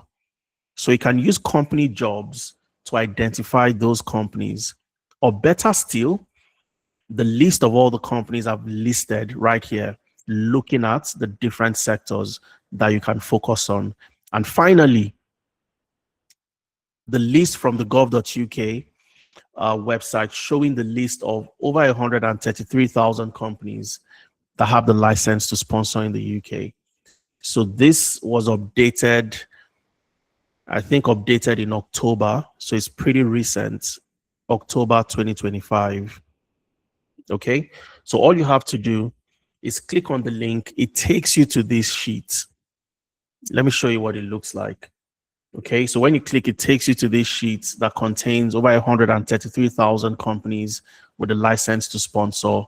Go ahead and download. Okay. Download as an Excel file.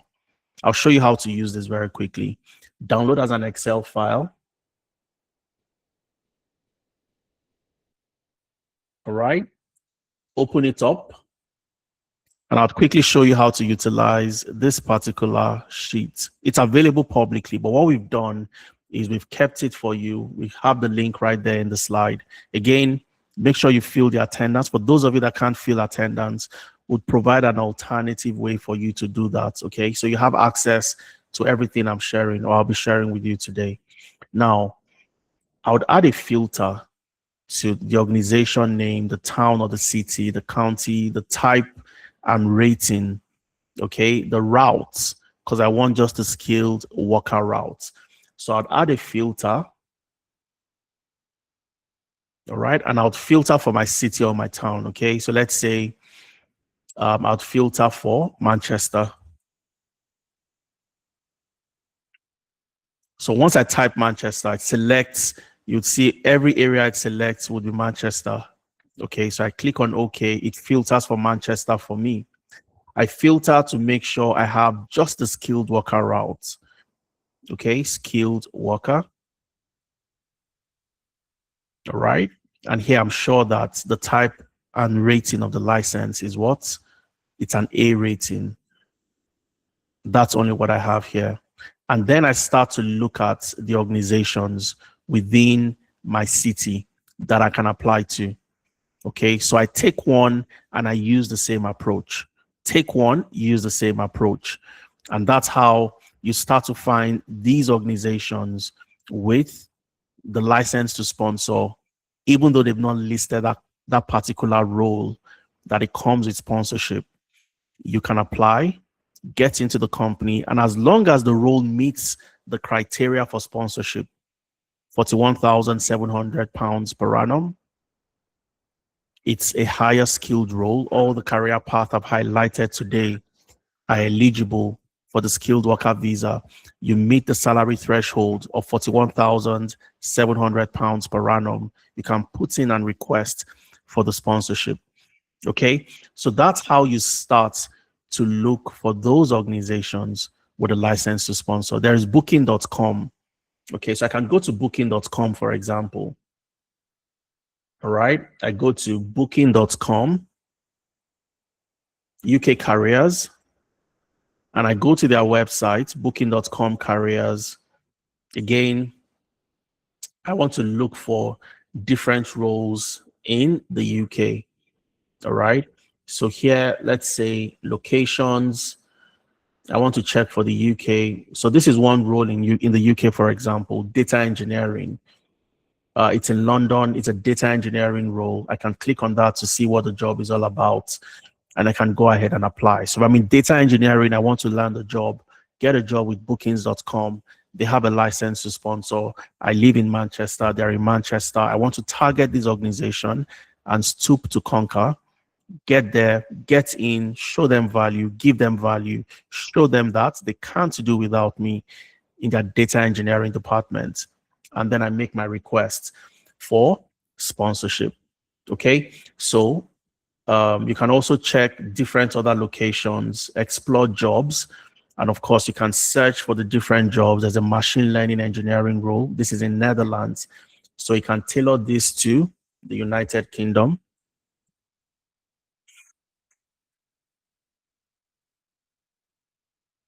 Okay, you can tailor that to the United Kingdom. And of course, you'd see the different roles they have available in the UK at the moment. And you can start putting in your application. That was exactly what Jerry was able to do. Jerry came in early this year in June 2025. And by August, Jerry was able to secure a job as a data analyst with the civil service in the UK. Jerry had done training, just like so many people would do. But what made the difference for Jerry was the fact that he was able to gain experience. He was able to speak about how he managed people within his team. And I want you to listen to Jerry yourself, speaking about his journey, speaking about his story and how he landed the job with the civil service in the UK. Of course, he also sent a message to his mentor, Emeka. Just wanted to officially let you know I've landed a data analyst role with the civil service and it's a level promotion. He said so many things, but what really made the difference and what was instructive in this message, or what is instructive, is the fact that the SQL project, the first project he completed on SQL, was the project he spoke about during his interview. And that made the difference. Okay. So here he said, I was asked to prepare a presentation on any data analysis project. I edited and submitted my first project. It saved me a lot of time and it gave me confidence. I also spoke about SQL when they asked about data acquisition. All right. Thank you so much for your mentorship, Emeka. Take your flowers. But let's listen very quickly to Jerry. And then I'd come back to share with you what it takes to get into any of our programs, our work experience program, our apprenticeship program at Amdari, to help you gain the work experience that you need to land that job. Okay, so let's listen to Jerry very quickly. We're going to have a Q&A. We'll have questions. You have the opportunity to ask me questions, and I'll be very happy to take all the questions you have. So let's listen to Jerry very quickly, and then we come back.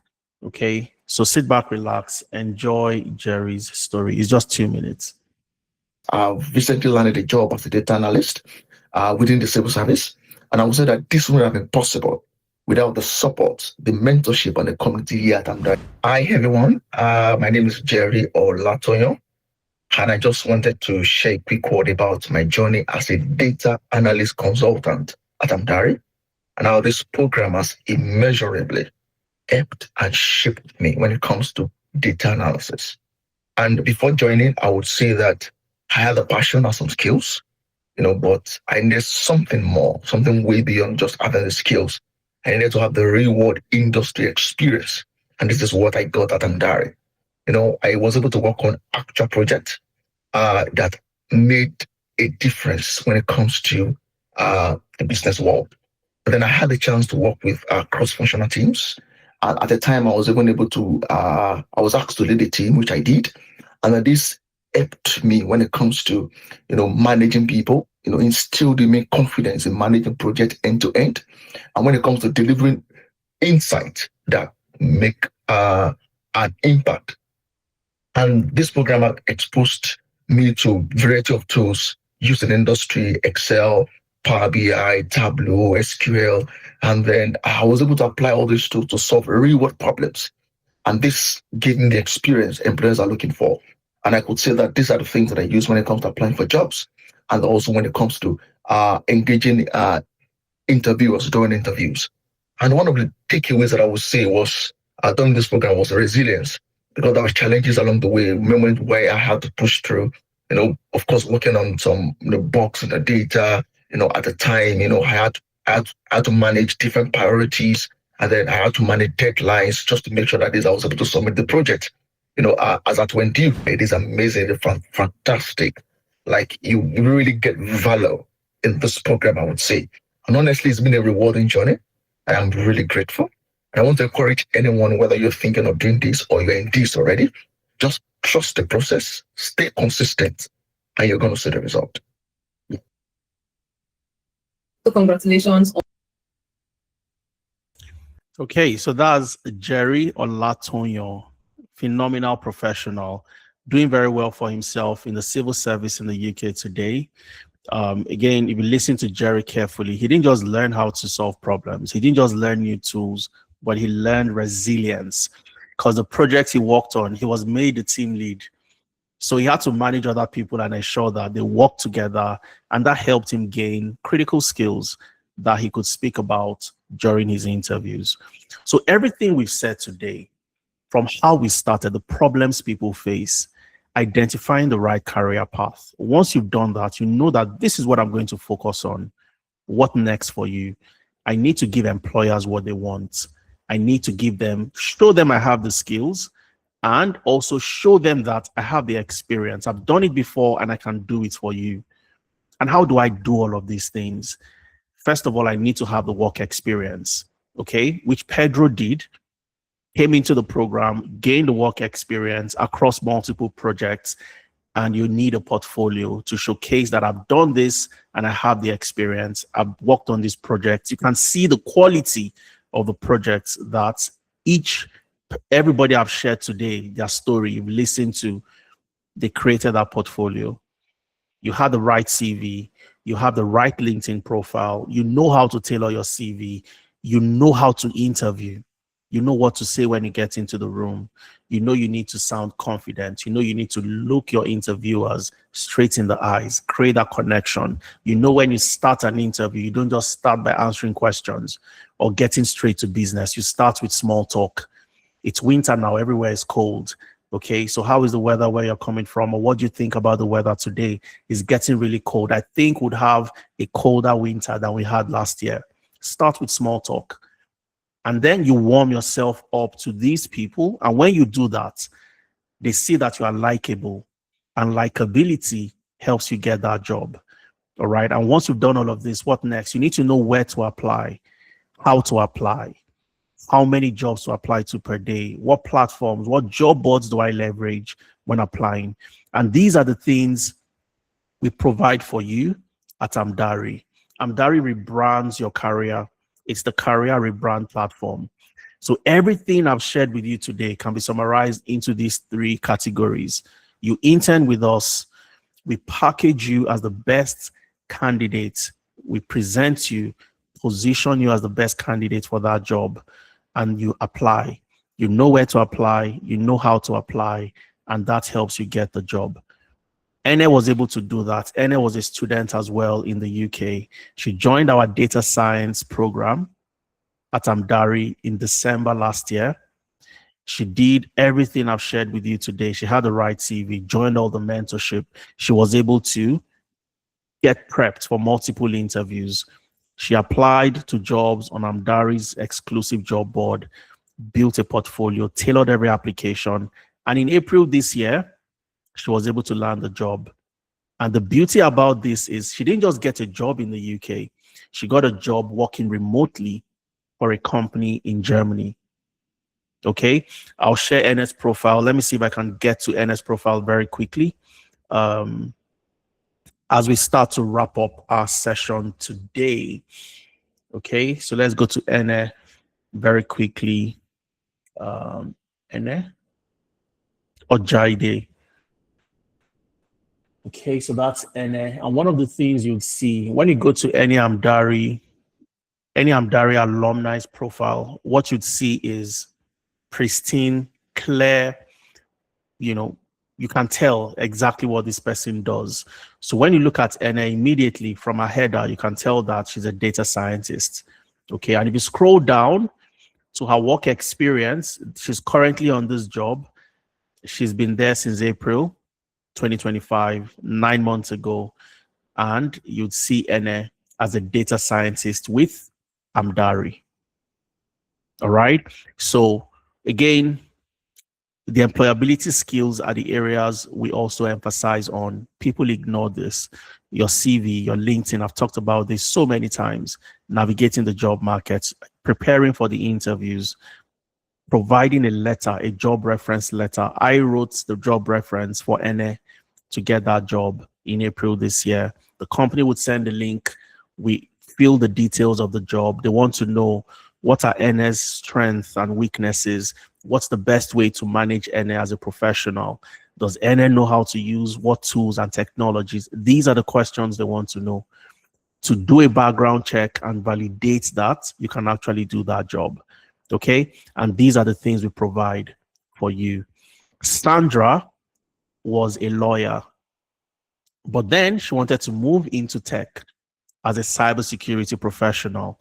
So Sandra came to us. She joined our GRC program, Governance, Risk and Compliance.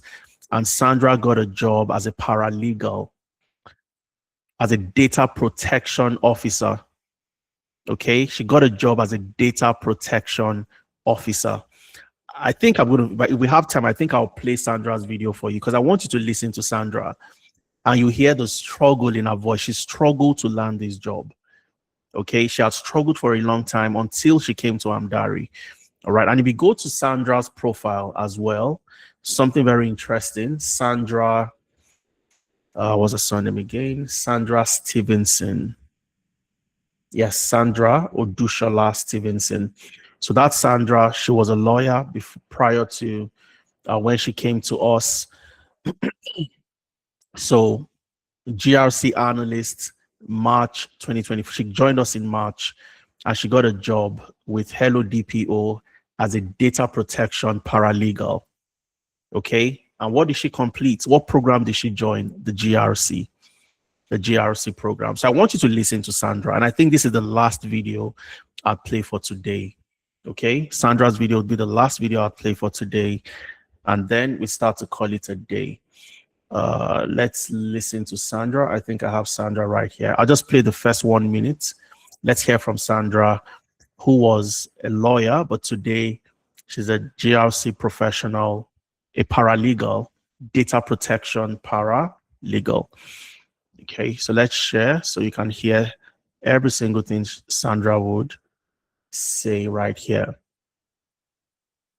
Let me see. Okay. All right. So 1 minute, 60 seconds. Let's just listen to Sandra for 60 seconds. It's a 6-minute interview. Again, all the links are right here for you. You can listen to them yourself. But let's just listen to the first 1 minute. I want you to hear how Sandra really struggled to land a job. And I know so many people are in the same situation. You're struggling, you're applying, you're getting rejections.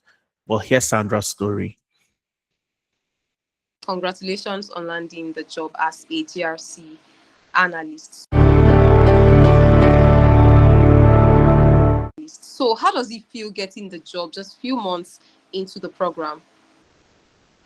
Okay, it feels great, honestly. I'm very happy. And so it's not a GRC analyst position, it's a data protection paralegal. but data protection is still like it still falls under cybersecurity, GRC, all those things together. So I mean, it's me. I'm happy. I'm very happy. Please, I've gone through a lot, so I'm very I happy can imagine. with this Awesome. So opportunity. yeah. So what specific skills would you say you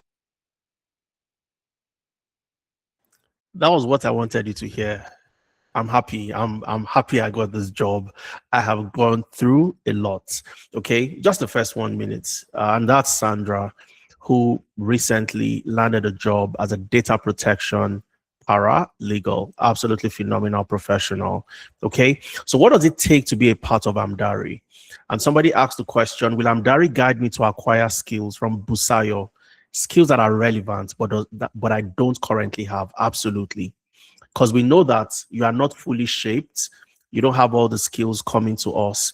So we've built in a system whereby you have the opportunity to learn.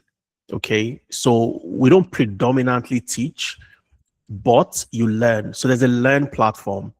So what the learn platform does if you go to your IMS, you have learn.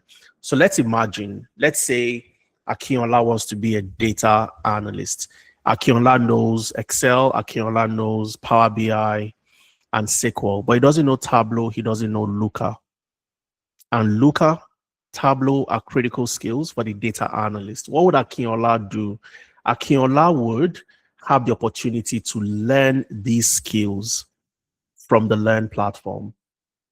Okay, so I can come in here, depending on the program that I've joined, I can easily look at different courses. So when I go to all courses, let's say I'm in project management, for example, I can go to project management and I'll see different courses I can take. If I really don't know what, let's say, budgeting in the planning phase is all about, I can learn this from here. So I come in here, click on this, and I can quickly take this course. So it's a short course helping you cover the gaps or close the gaps that you have, depending on the particular program or the particular job you want to get. Okay.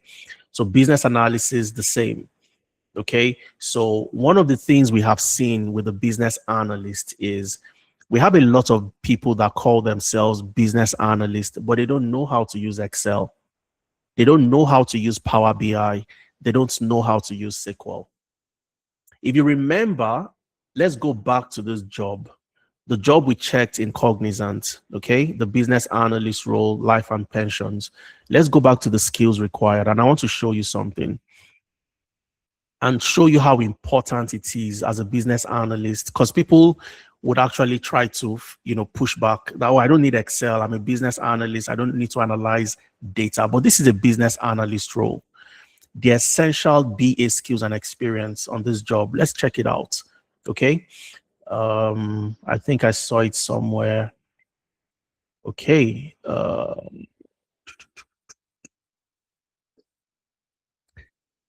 find it now. Okay.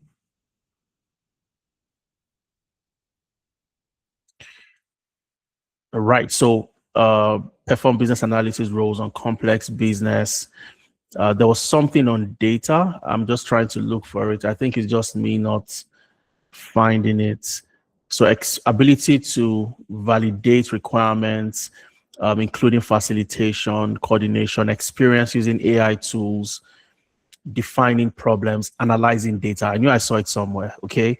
So gathering and analyzing data. Gathering and analyzing data. So what does how will a business analyst gather and analyze data? What tools do you think, what technologies do you think you would use to gather and analyze data? You'd need to use Excel, Power BI, SQL, Tableau, and the rest. So for every business analyst that joins, you will learn those skills. So back to your question, Busayo, which is a very important question. So for the business analyst, we've seen that they don't know how to do that. So if you join us as a business analyst, you have the other core business analyst skills. We're going to teach you problem solving. We're going to teach you Excel and so on. Okay. So you know how to create a dashboard. You know how to do so many things using Excel so that you can analyze data just like you saw right here, gathering and analyzing data. So yes, we do have a learn platform where you can learn different tools and technologies to cover the gaps that you don't, on the skills that you don't have, so you're able to compete for that job. There are so many other success stories. I'm not going to bore you with all the success stories because you'd have access to my slides at the end of the session. But this is Betty. Betty got a job as an IT information technology business project manager. Okay, so you see the job title right there. So Betty got this job, and you see she worked with us as an IT project manager. So she joined the project management work experience program with us, and she was able to land that job. You have Judith. Judith, you'd see she worked with us as a data analytics consultant, and she got a job as a data analyst also in the UK, in the renewables space. And this is Judith reaching out to her mentor. Hi, Mariam. Good evening. Do you have a few minutes? And of course, I have good news to share. I got the job. Okay. So many different success stories. This is Francis. Francis came to us, got a job with Deloitte in the UK as a project manager. Okay. The link to listen to Francis is also here. But because of time, I'm not going to play this, the video. Francis used to work as a QA tester, but he wanted to get a job in project management. He came to us. We worked with him for 4 months. All the things I've shared with you today, he did. And he was able to land a project management job with Deloitte. So he sent a message to Brown. Brown is his line manager, his mentor, his specialist that worked with him. Hi, Brown. He spoke some Igbo here. I don't know what this means. One day, I just got a call from Deloitte that the interview was successful, starting my onboarding in August. To God be the glory. And Brown responded, this has made my week. Congratulations, brother. And so on. So you have a link to so many other testimonials right here and so many success stories. This is Lanre. Lanre is a business analyst, and I wish I could play her video. But when you get my slide, listen to Lanre. Lanre argued with us that she did not need Excel. She did not need SQL as a business analyst. But guess what helped her get this job as a business analyst in the UK? SQL. They wanted a business analyst that knew how to use SQL, and Lanre had SQL. Because we ensured she learned SQL, we ensured she learned Excel as well. Okay, so many success stories, so many. This is Tony. Tony was in aviation. Today, Tony is a project manager in the UK. What does it take to be a part of Amdari? For those of you that want to join the Amdari Work Experience Program, the last cohort for the year started today, the 6th of December, and our next cohort starts on the 10th of January, 2026. Now, for those who still want to start on the 6th of December, you have the opportunity to do that. Of course, if you join in today, you can still join in, join the cohort that started in December. But if you want to start in January, perfect. The next cohort starts in January. So it would work together for 4 months, from January to April. You build the experience you need, you build the portfolio, would help with your CV, we help with your LinkedIn, and we shape you into that professional that competes for the best jobs in the UK, wherever you are, to help you land that job, not by showing that you have a degree or a master's, but by showing that you have the experience working with Amdari. Okay. And of course, we have an amazing discount. If you listen to Okpeyemi, when she mentioned that she did not register initially, but she registered when we had a discount in April. So we had the International Women's Day discount in April, and Okpeyemi, who was a medical officer but got a job as a data analyst, she joined in April. But those of you that want to join in January, the 10th of January, we have 5 slots available for the discount. And we have an amazing discount. We are extending our Cyber Monday sales. Okay. So for those of you that want to start, rather than paying the full amount of £500 for the 4 months, you have a 38% discount, a whopping 38% discount to pay just £310 instead of 500. And you can make this payment in multiple installments. You don't have to pay the full amount at once. You can break your payments into 3 installments. Of course, if you want to make a one-time payment, you can do that. 2 monthly payments, 3 monthly payments. The maximum is 3 monthly payments. So how do you pay? How do you get started? For those of you that want to start, all you have to do, which my colleagues would share the link, okay? And I'll show you exactly what to do. So once you click on that link, it takes you to the enrollment center, okay? So just give me 1 second. Once you click on that link, it takes you into the enrollment center. So I click on the link, it opens up the enrollment center, and this is where I get to register. Now, for those that are ready, for those of you, so many people are in the situation of, 2026 is just around the corner and I need to land a job. The people that get the jobs in 2026 are the people that prepare today. They start working on their CVs, they start working on projects, start building their experience and all the good stuff. We've spent the last 2 hours creating a plan on what to do, what you have to do to build your arsenal of tools and experience. Okay, Akinola says I'm in already. 310, 3 installments, absolutely fantastic. So all you need to do, select the program you're interested in: data analytics, data science, data engineering, business analysis, agile project management, SOC analyst, ethical hacking. Select any of the programs. So let's assume I'm interested in data analytics or data science. I click on that. It takes me to where I go ahead and make my payments. Okay. So I want to make payments in pounds. I select GBP. So you can make payments in any currency. You want to make payments in pounds. You want to make payments in dollars, US dollars, Canadian dollars, euros, naira, rand, CD, Ghanaian CD. You can do all of that. Okay. So I select pounds. You can see you can make a one-time payment of 310. You can make 2 monthly payments of 155 or 3 monthly payments of 103 pounds. This is the amount you spend when you go to Primark. One shop into Primark, you spend 103. And this is the amount that helped transform your career, has transformed thousands of people's career within the UK. So all you have to do, click on that, click on secure internship. You'd see when you make your first payment, next payment comes in January, the next comes in February. Okay, click on proceed. And then you enter your full name, email address, phone number, and then you click on proceed. Okay, is your email correct? Yes, it looks good. You enter your credit or debit card details, and then you get to make payments.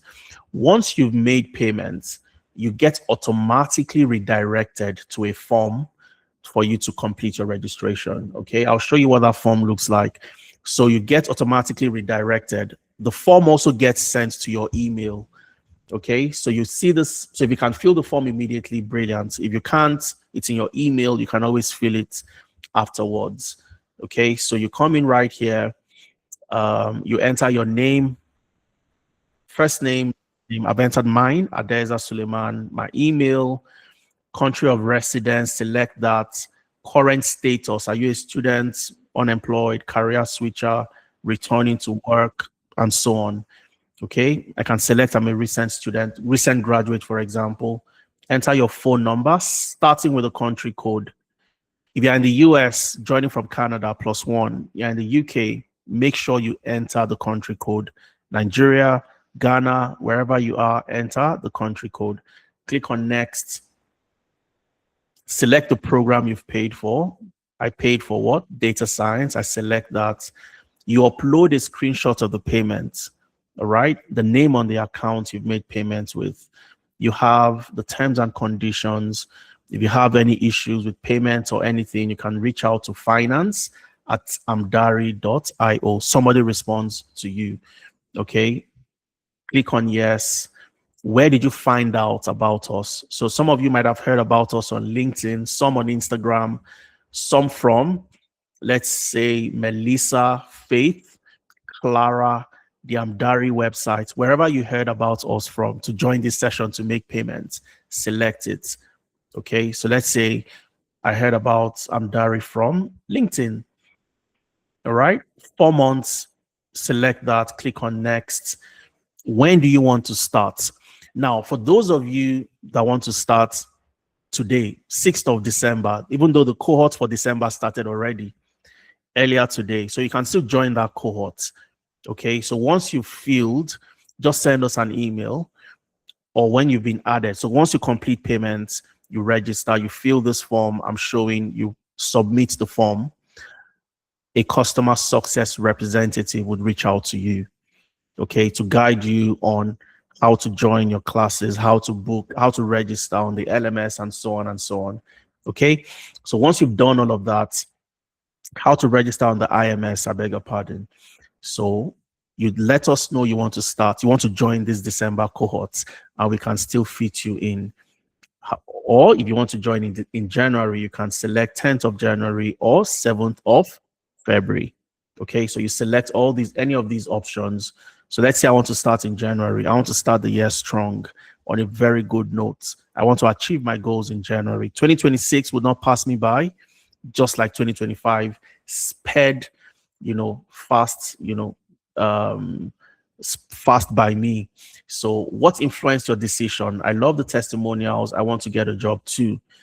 Which session influenced your decision? Select that option. The Saturday info session, just like you've joined today. Or maybe you had more questions, you joined a clarity session. You can also select that. Okay. Or you join one of our Thursday or Friday career sessions.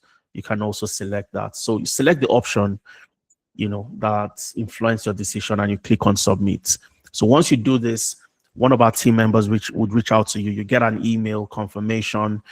You log into the IMS, you have access, and you start your journey into a high-paying career path, high-demand career path, getting in the right way with both your skills and experience. Okay, I can see so many questions in the chat. I'm going to take the questions one after the other. And if you have questions, please feel free to drop them in the chat, or you can raise your hand and I'll ask you to unmute yourself to speak. But let me take some questions from the chat and then I'll come back to allowing you unmute. So let's start from Olawumi. Olawumi asked, how does Amdari assist those that have background in fields that are not in IT or project management related? So the best way we can help you, Olawumi, is you have skills in one of the areas I've highlighted. So you know how to use Excel, Power BI, some other tool in analytics. You can go for data analytics. You know how to use Python. You know how to use Excel. You can go for data science. As a business analyst, you've done some training, watched some YouTube videos, you've done a course on business analysis, but you don't have experience. You've not worked on projects, personal projects, collaborative projects. Then you go for business analysis. You must have some skills in any of the areas I've highlighted. If you come in blank, then it means you need a training, first of all. Okay, we don't train you from ground zero to where you get a job. Okay, we help you convert the skills you have into work experience. And where you have gaps, we cover those gaps using the training from the Learn platform.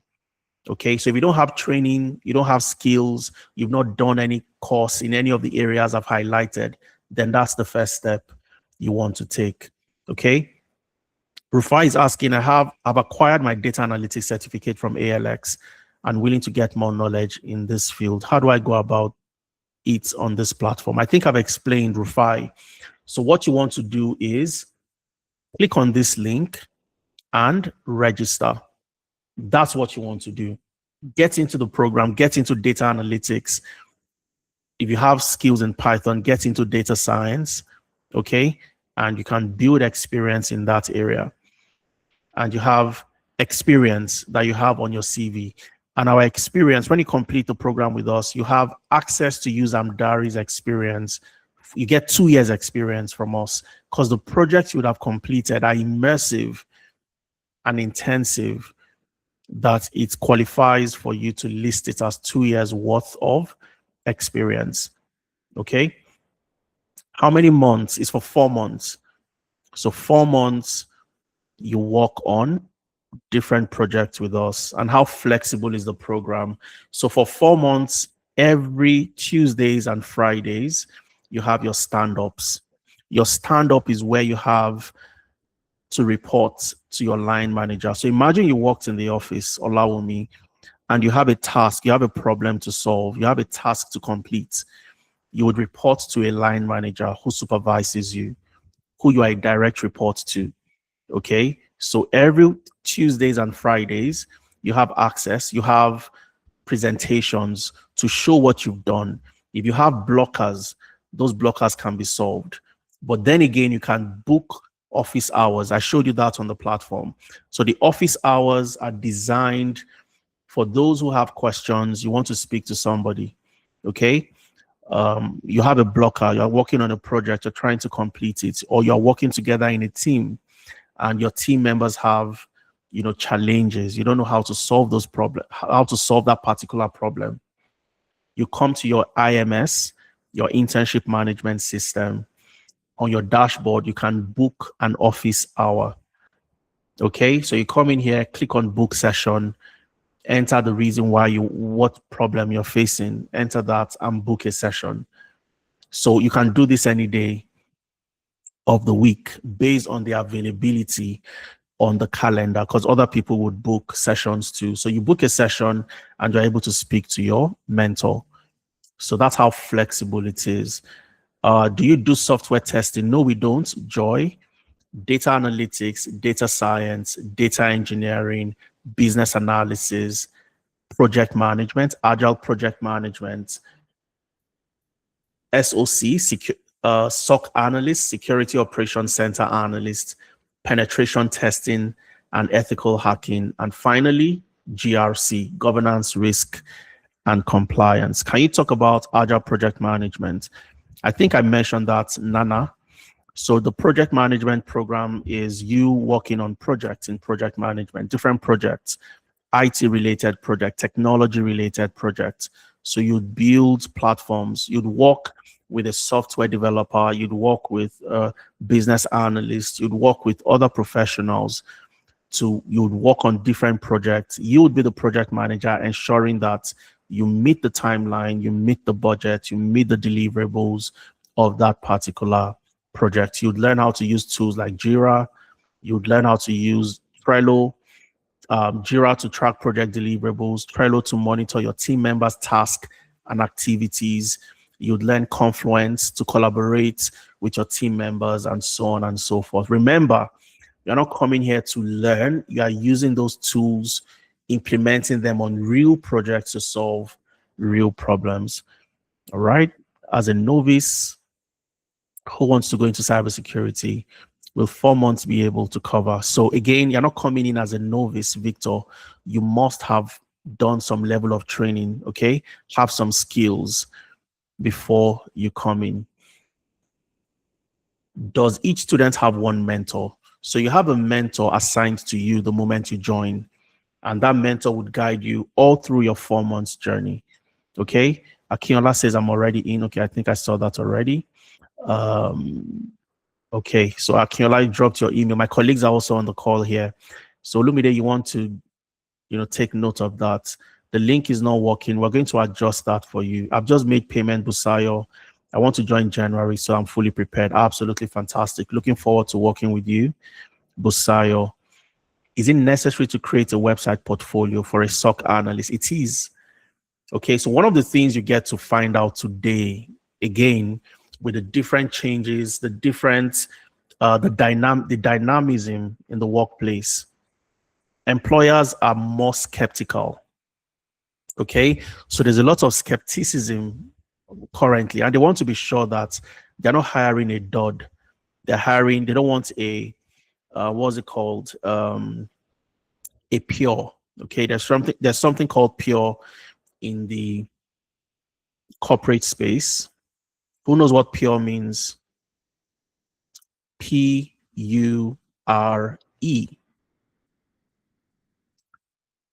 Pre, unidentified, unidentified recruitment error. Unidentified recruitment error. It's a corporate term. Organizations are scared of this. They don't want to hire somebody that they did not identify would be an error when you get in. Okay, so today you have so many people using different AI tools to churn out CVs. The only time you get to realize that they are empty is when they come into the interview. For some of them, they luckily would scale through and get in. Those are the pre-unidentified recruitment errors. Companies don't want this. And one of the ways they try to identify that you won't be a pure is simply because you have a portfolio. You can come into that interview and speak about the projects you worked on in your portfolio. If you go back to Jerry's screenshots, so this is very common, okay? Very, very common. So you'd see where, even while I was in the UK myself, when I was interviewing for jobs, they would ask you to come with your project, your dashboards in Power BI, your dashboards in Excel. Come walk us through what you did. What's this KPI all about? How did this impact the organization? Okay, so those are the type of questions they would ask you. And of course, there's a very thin line between data privacy and what is allowable for you to show eventually. But I want you to look at this, okay? This particular phrase or this particular paragraph. I was asked to prepare a presentation on any data analysis project. Any data analysis project. I edited and submitted our first project. It saved me a lot of time and it gave me confidence. So do you know what they were trying to do? They needed somebody who knew how to use Tableau to build dashboards, or somebody who knew how to use Power BI to build dashboards, and so on. Come and do a presentation to us. Any project, get any project, analyze any data, and come and walk us through what you've done. So imagine you didn't do it yourself and somebody did it for you. How do you answer that? The questions that will come up from, during the interview. So recruiters want to be sure you are not a pre-unidentified recruitment error. So it's good to always have a portfolio. More questions. How long does Amdari continue to provide support after the 4 months? After your 4 months, you always have access to the community. Okay, so you have access to the community. You can join the mentorship sessions on an ongoing basis. You are still part of the IMS. Okay, so you can book interviews. So let's assume you complete your program in March. You have an interview in June. You can still book an interview, and we provide support in that area. Okay. Tyrat is saying, I got training in data analytics. Is it advisable to do internship in business analysis? That's a good question, Tyrat. It all depends on what you want to do. All right. But what I always advise people on is always play from your place of strength. What are you good at? What do you know how to do today that you won't need to start another learning curve, which can be very steep if you are starting from scratch? Okay, business analysis, while it has some convergence with data analytics, it's also very different. As a data analyst going into business analysis, you have to learn new concepts, new principles, new technologies. So why not just play from your place of strength? Okay, you have the skills already, you've gotten training, build experience in data analytics and get a job. As you get a job, you continue building your experience, and learning never ends. So even in the future, you want to get a job as a business analyst, you can then start. But people fall into that loop of continuous learning, and I don't want you to fall into that loop. Today you do data analytics, tomorrow you do business analysis, the next day you do project management. No. So focus on one, build your skills in that area, get a job, and then you can always, upskill and move into other areas. But again, you're not going to be worried about not having a job, because you'd have gotten a job already and extracted the maximum value from that training you got in data analytics. One mistake people also make, I don't want you to make that mistake, Tyrat. Because you've completed data analytics does not mean that the only type of job you can get is as a data analyst. Data analyst is only one. So you get a job as a data analyst. Brilliant. You can also get a job as a BI analyst, business intelligence analyst. You can get a job as a database analyst. Database analyst. You can get a job as an information analyst, and so many other areas. I can go on and list over 20. All right, product analyst, market analyst, sales analyst. So don't just focus on data analytics and say, oh, I can only get a job as a data analyst. No, you can get a job in so many other areas. And these are the things we show you, okay, on how to navigate the job market. I think we have some people with their hands raised. I'll take 2 questions from Sally or Nache. They both have their hands up. I'll take a few more questions in the chat and then we call it a day. All right. The discount slots, these discounted slots are just for 5. I think we have just about 2 more slots available. Okay. So if you want to join, this is the time for you to get started. Once the slots are gone, we move back to the £500.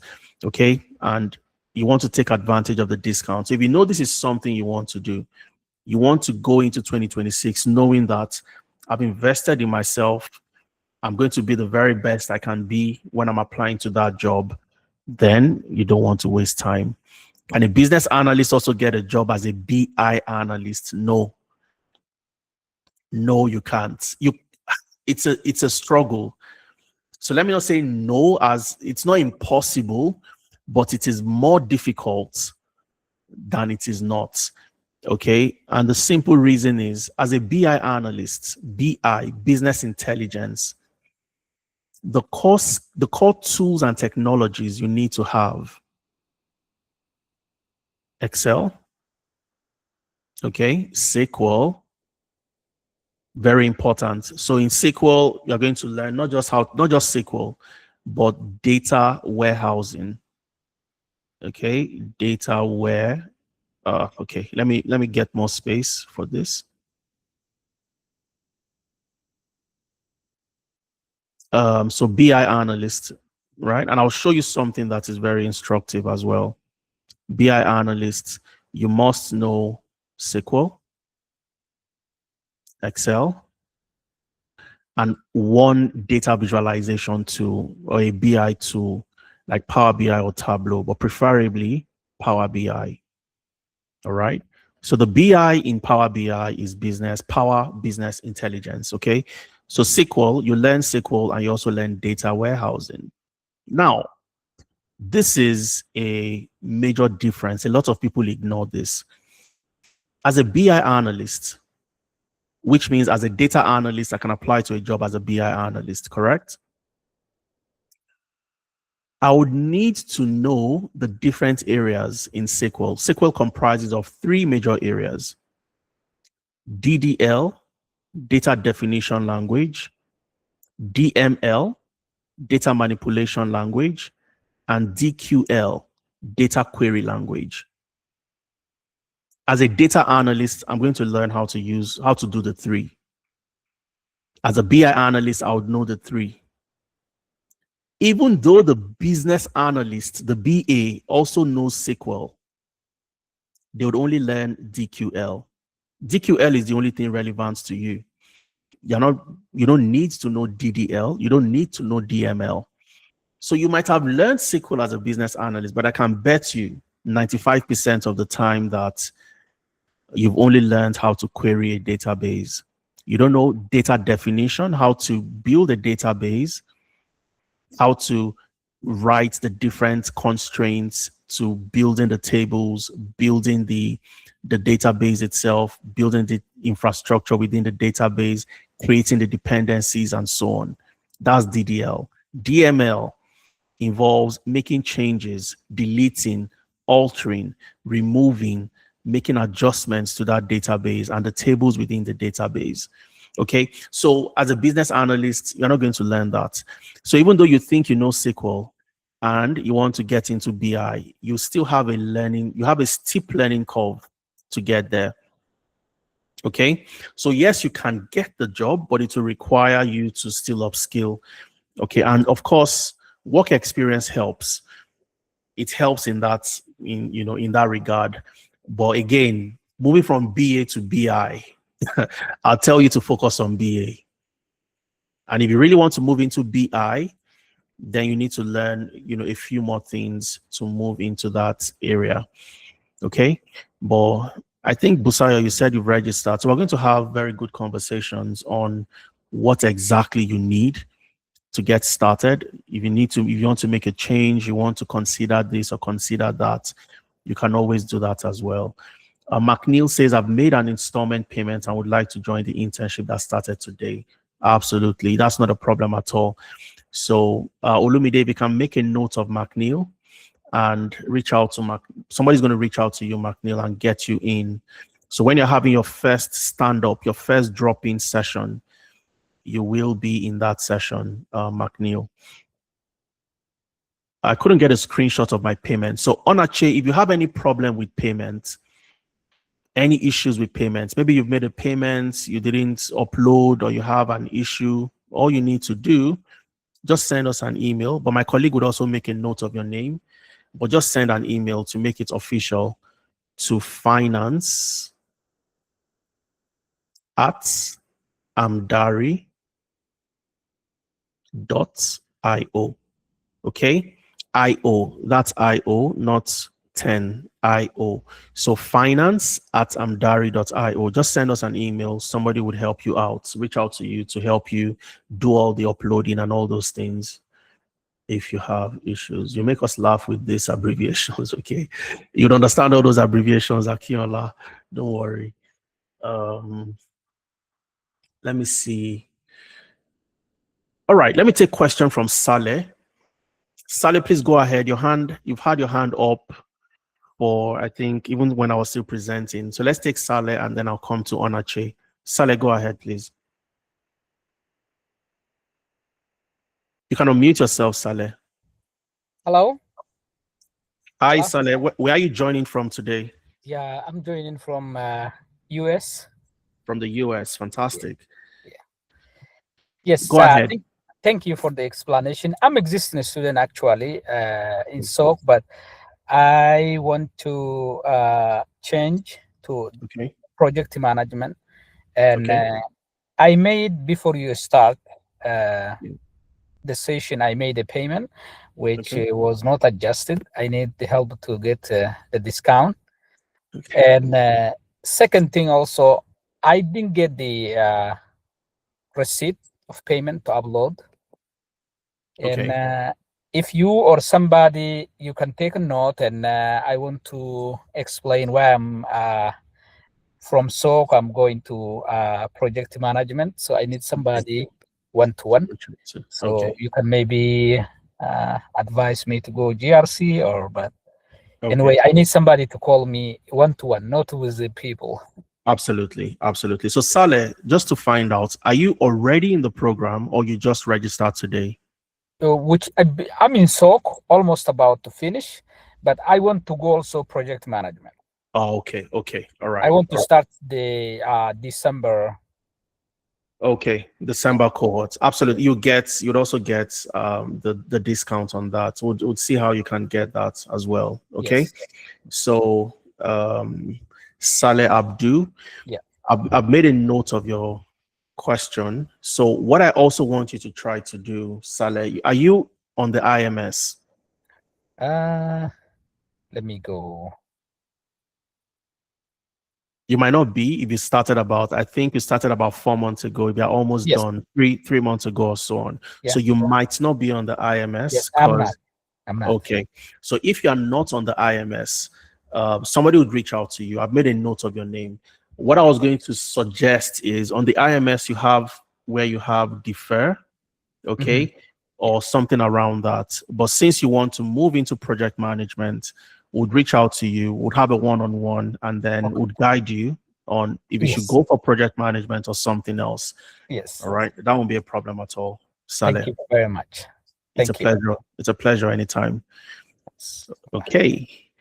Let's take from Onache. Onache, please go ahead. Let's hear from you. Thanks, Saleh, for that wonderful question.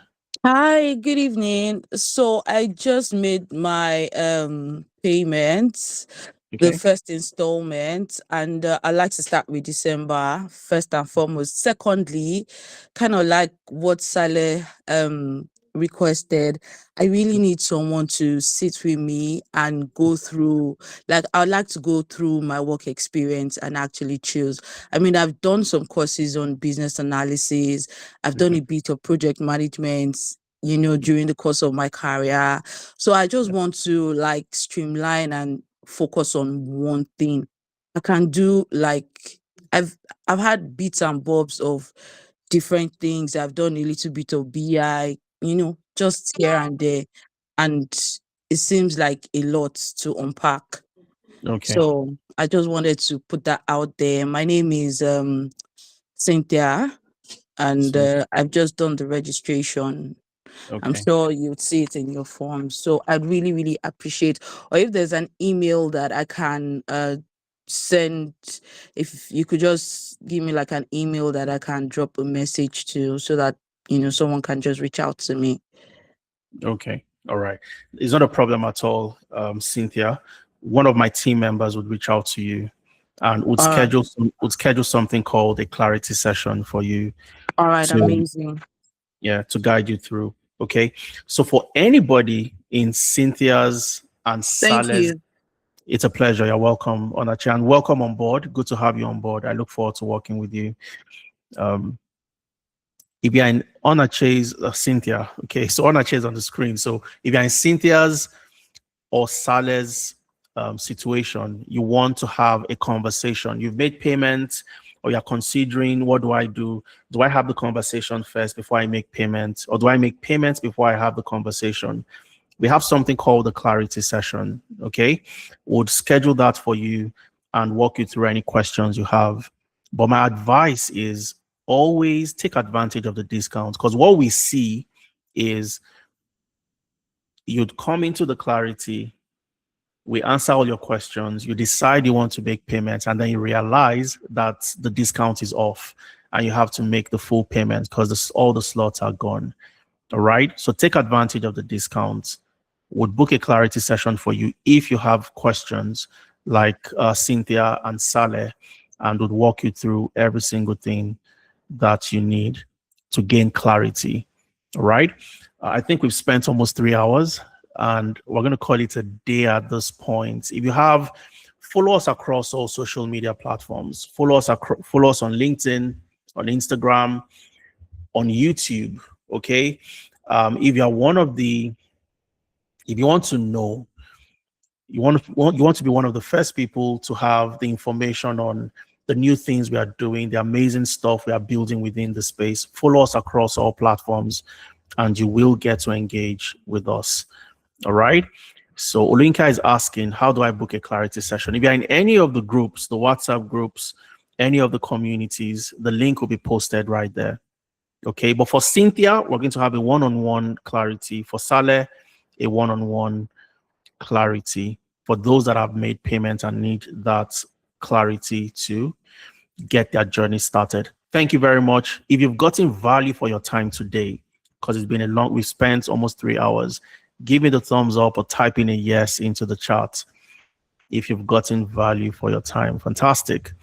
Okay, so we have these sessions to ensure that for people who are struggling and know that they need to make a change, they need to make a difference, they need to try something else to move the needle in helping them land that job. We provide all these sessions where we get to interact and you know exactly the next right step to take. So thank you for spending time with me today on Saturday. I'll see you in some other sessions. For those of you that have registered, I look forward to working with every single one of you. For those of you that haven't,